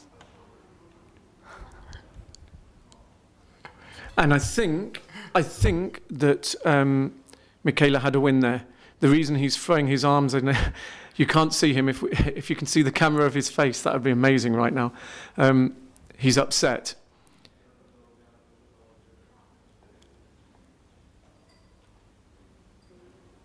Or cross with himself. I think he probably had a win there. Yeah, when we looked at the board, I thought White's going to win this.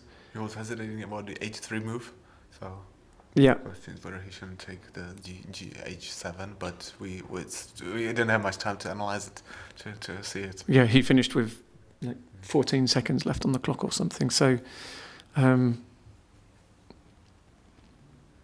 you're short on time, it's easy to make mistakes.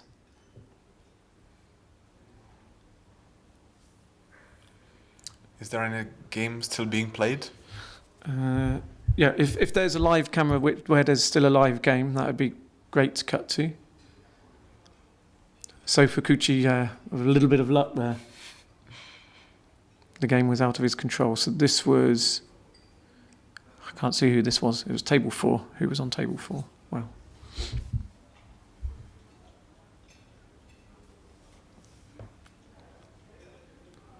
Velma was white, so Velma Fu beat Fuat to Shen, which gave her the 6th win, 6th point already. So she might be leading the women championship already. Yusuke Takanashi beat Takuji Kashiwabara. That's what we are looking at in the mid game, and we saw that that Yusuke was way ahead even halfway through the game.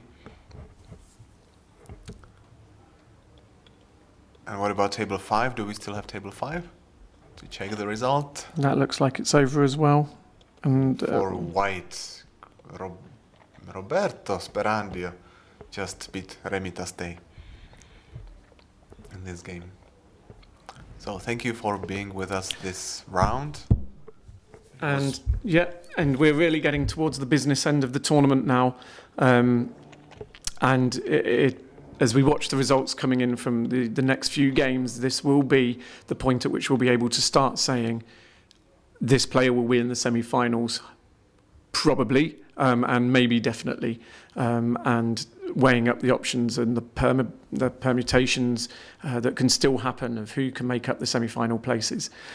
So we will do that to our best of our ability to keep it live as games look like they're going a certain way. We'll bring you hypotheticals, and we'll do our best to keep it exciting in terms of who's going to be in the semi-finals.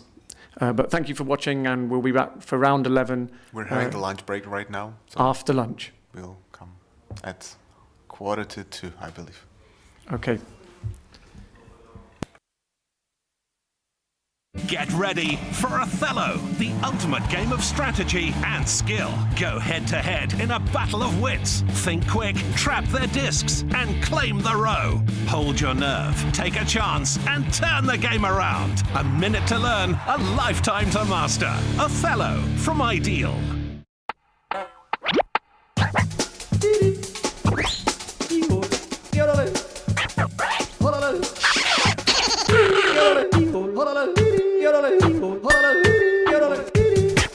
Othello, a minute to learn, a lifetime to master. Now launched in India by Fun School.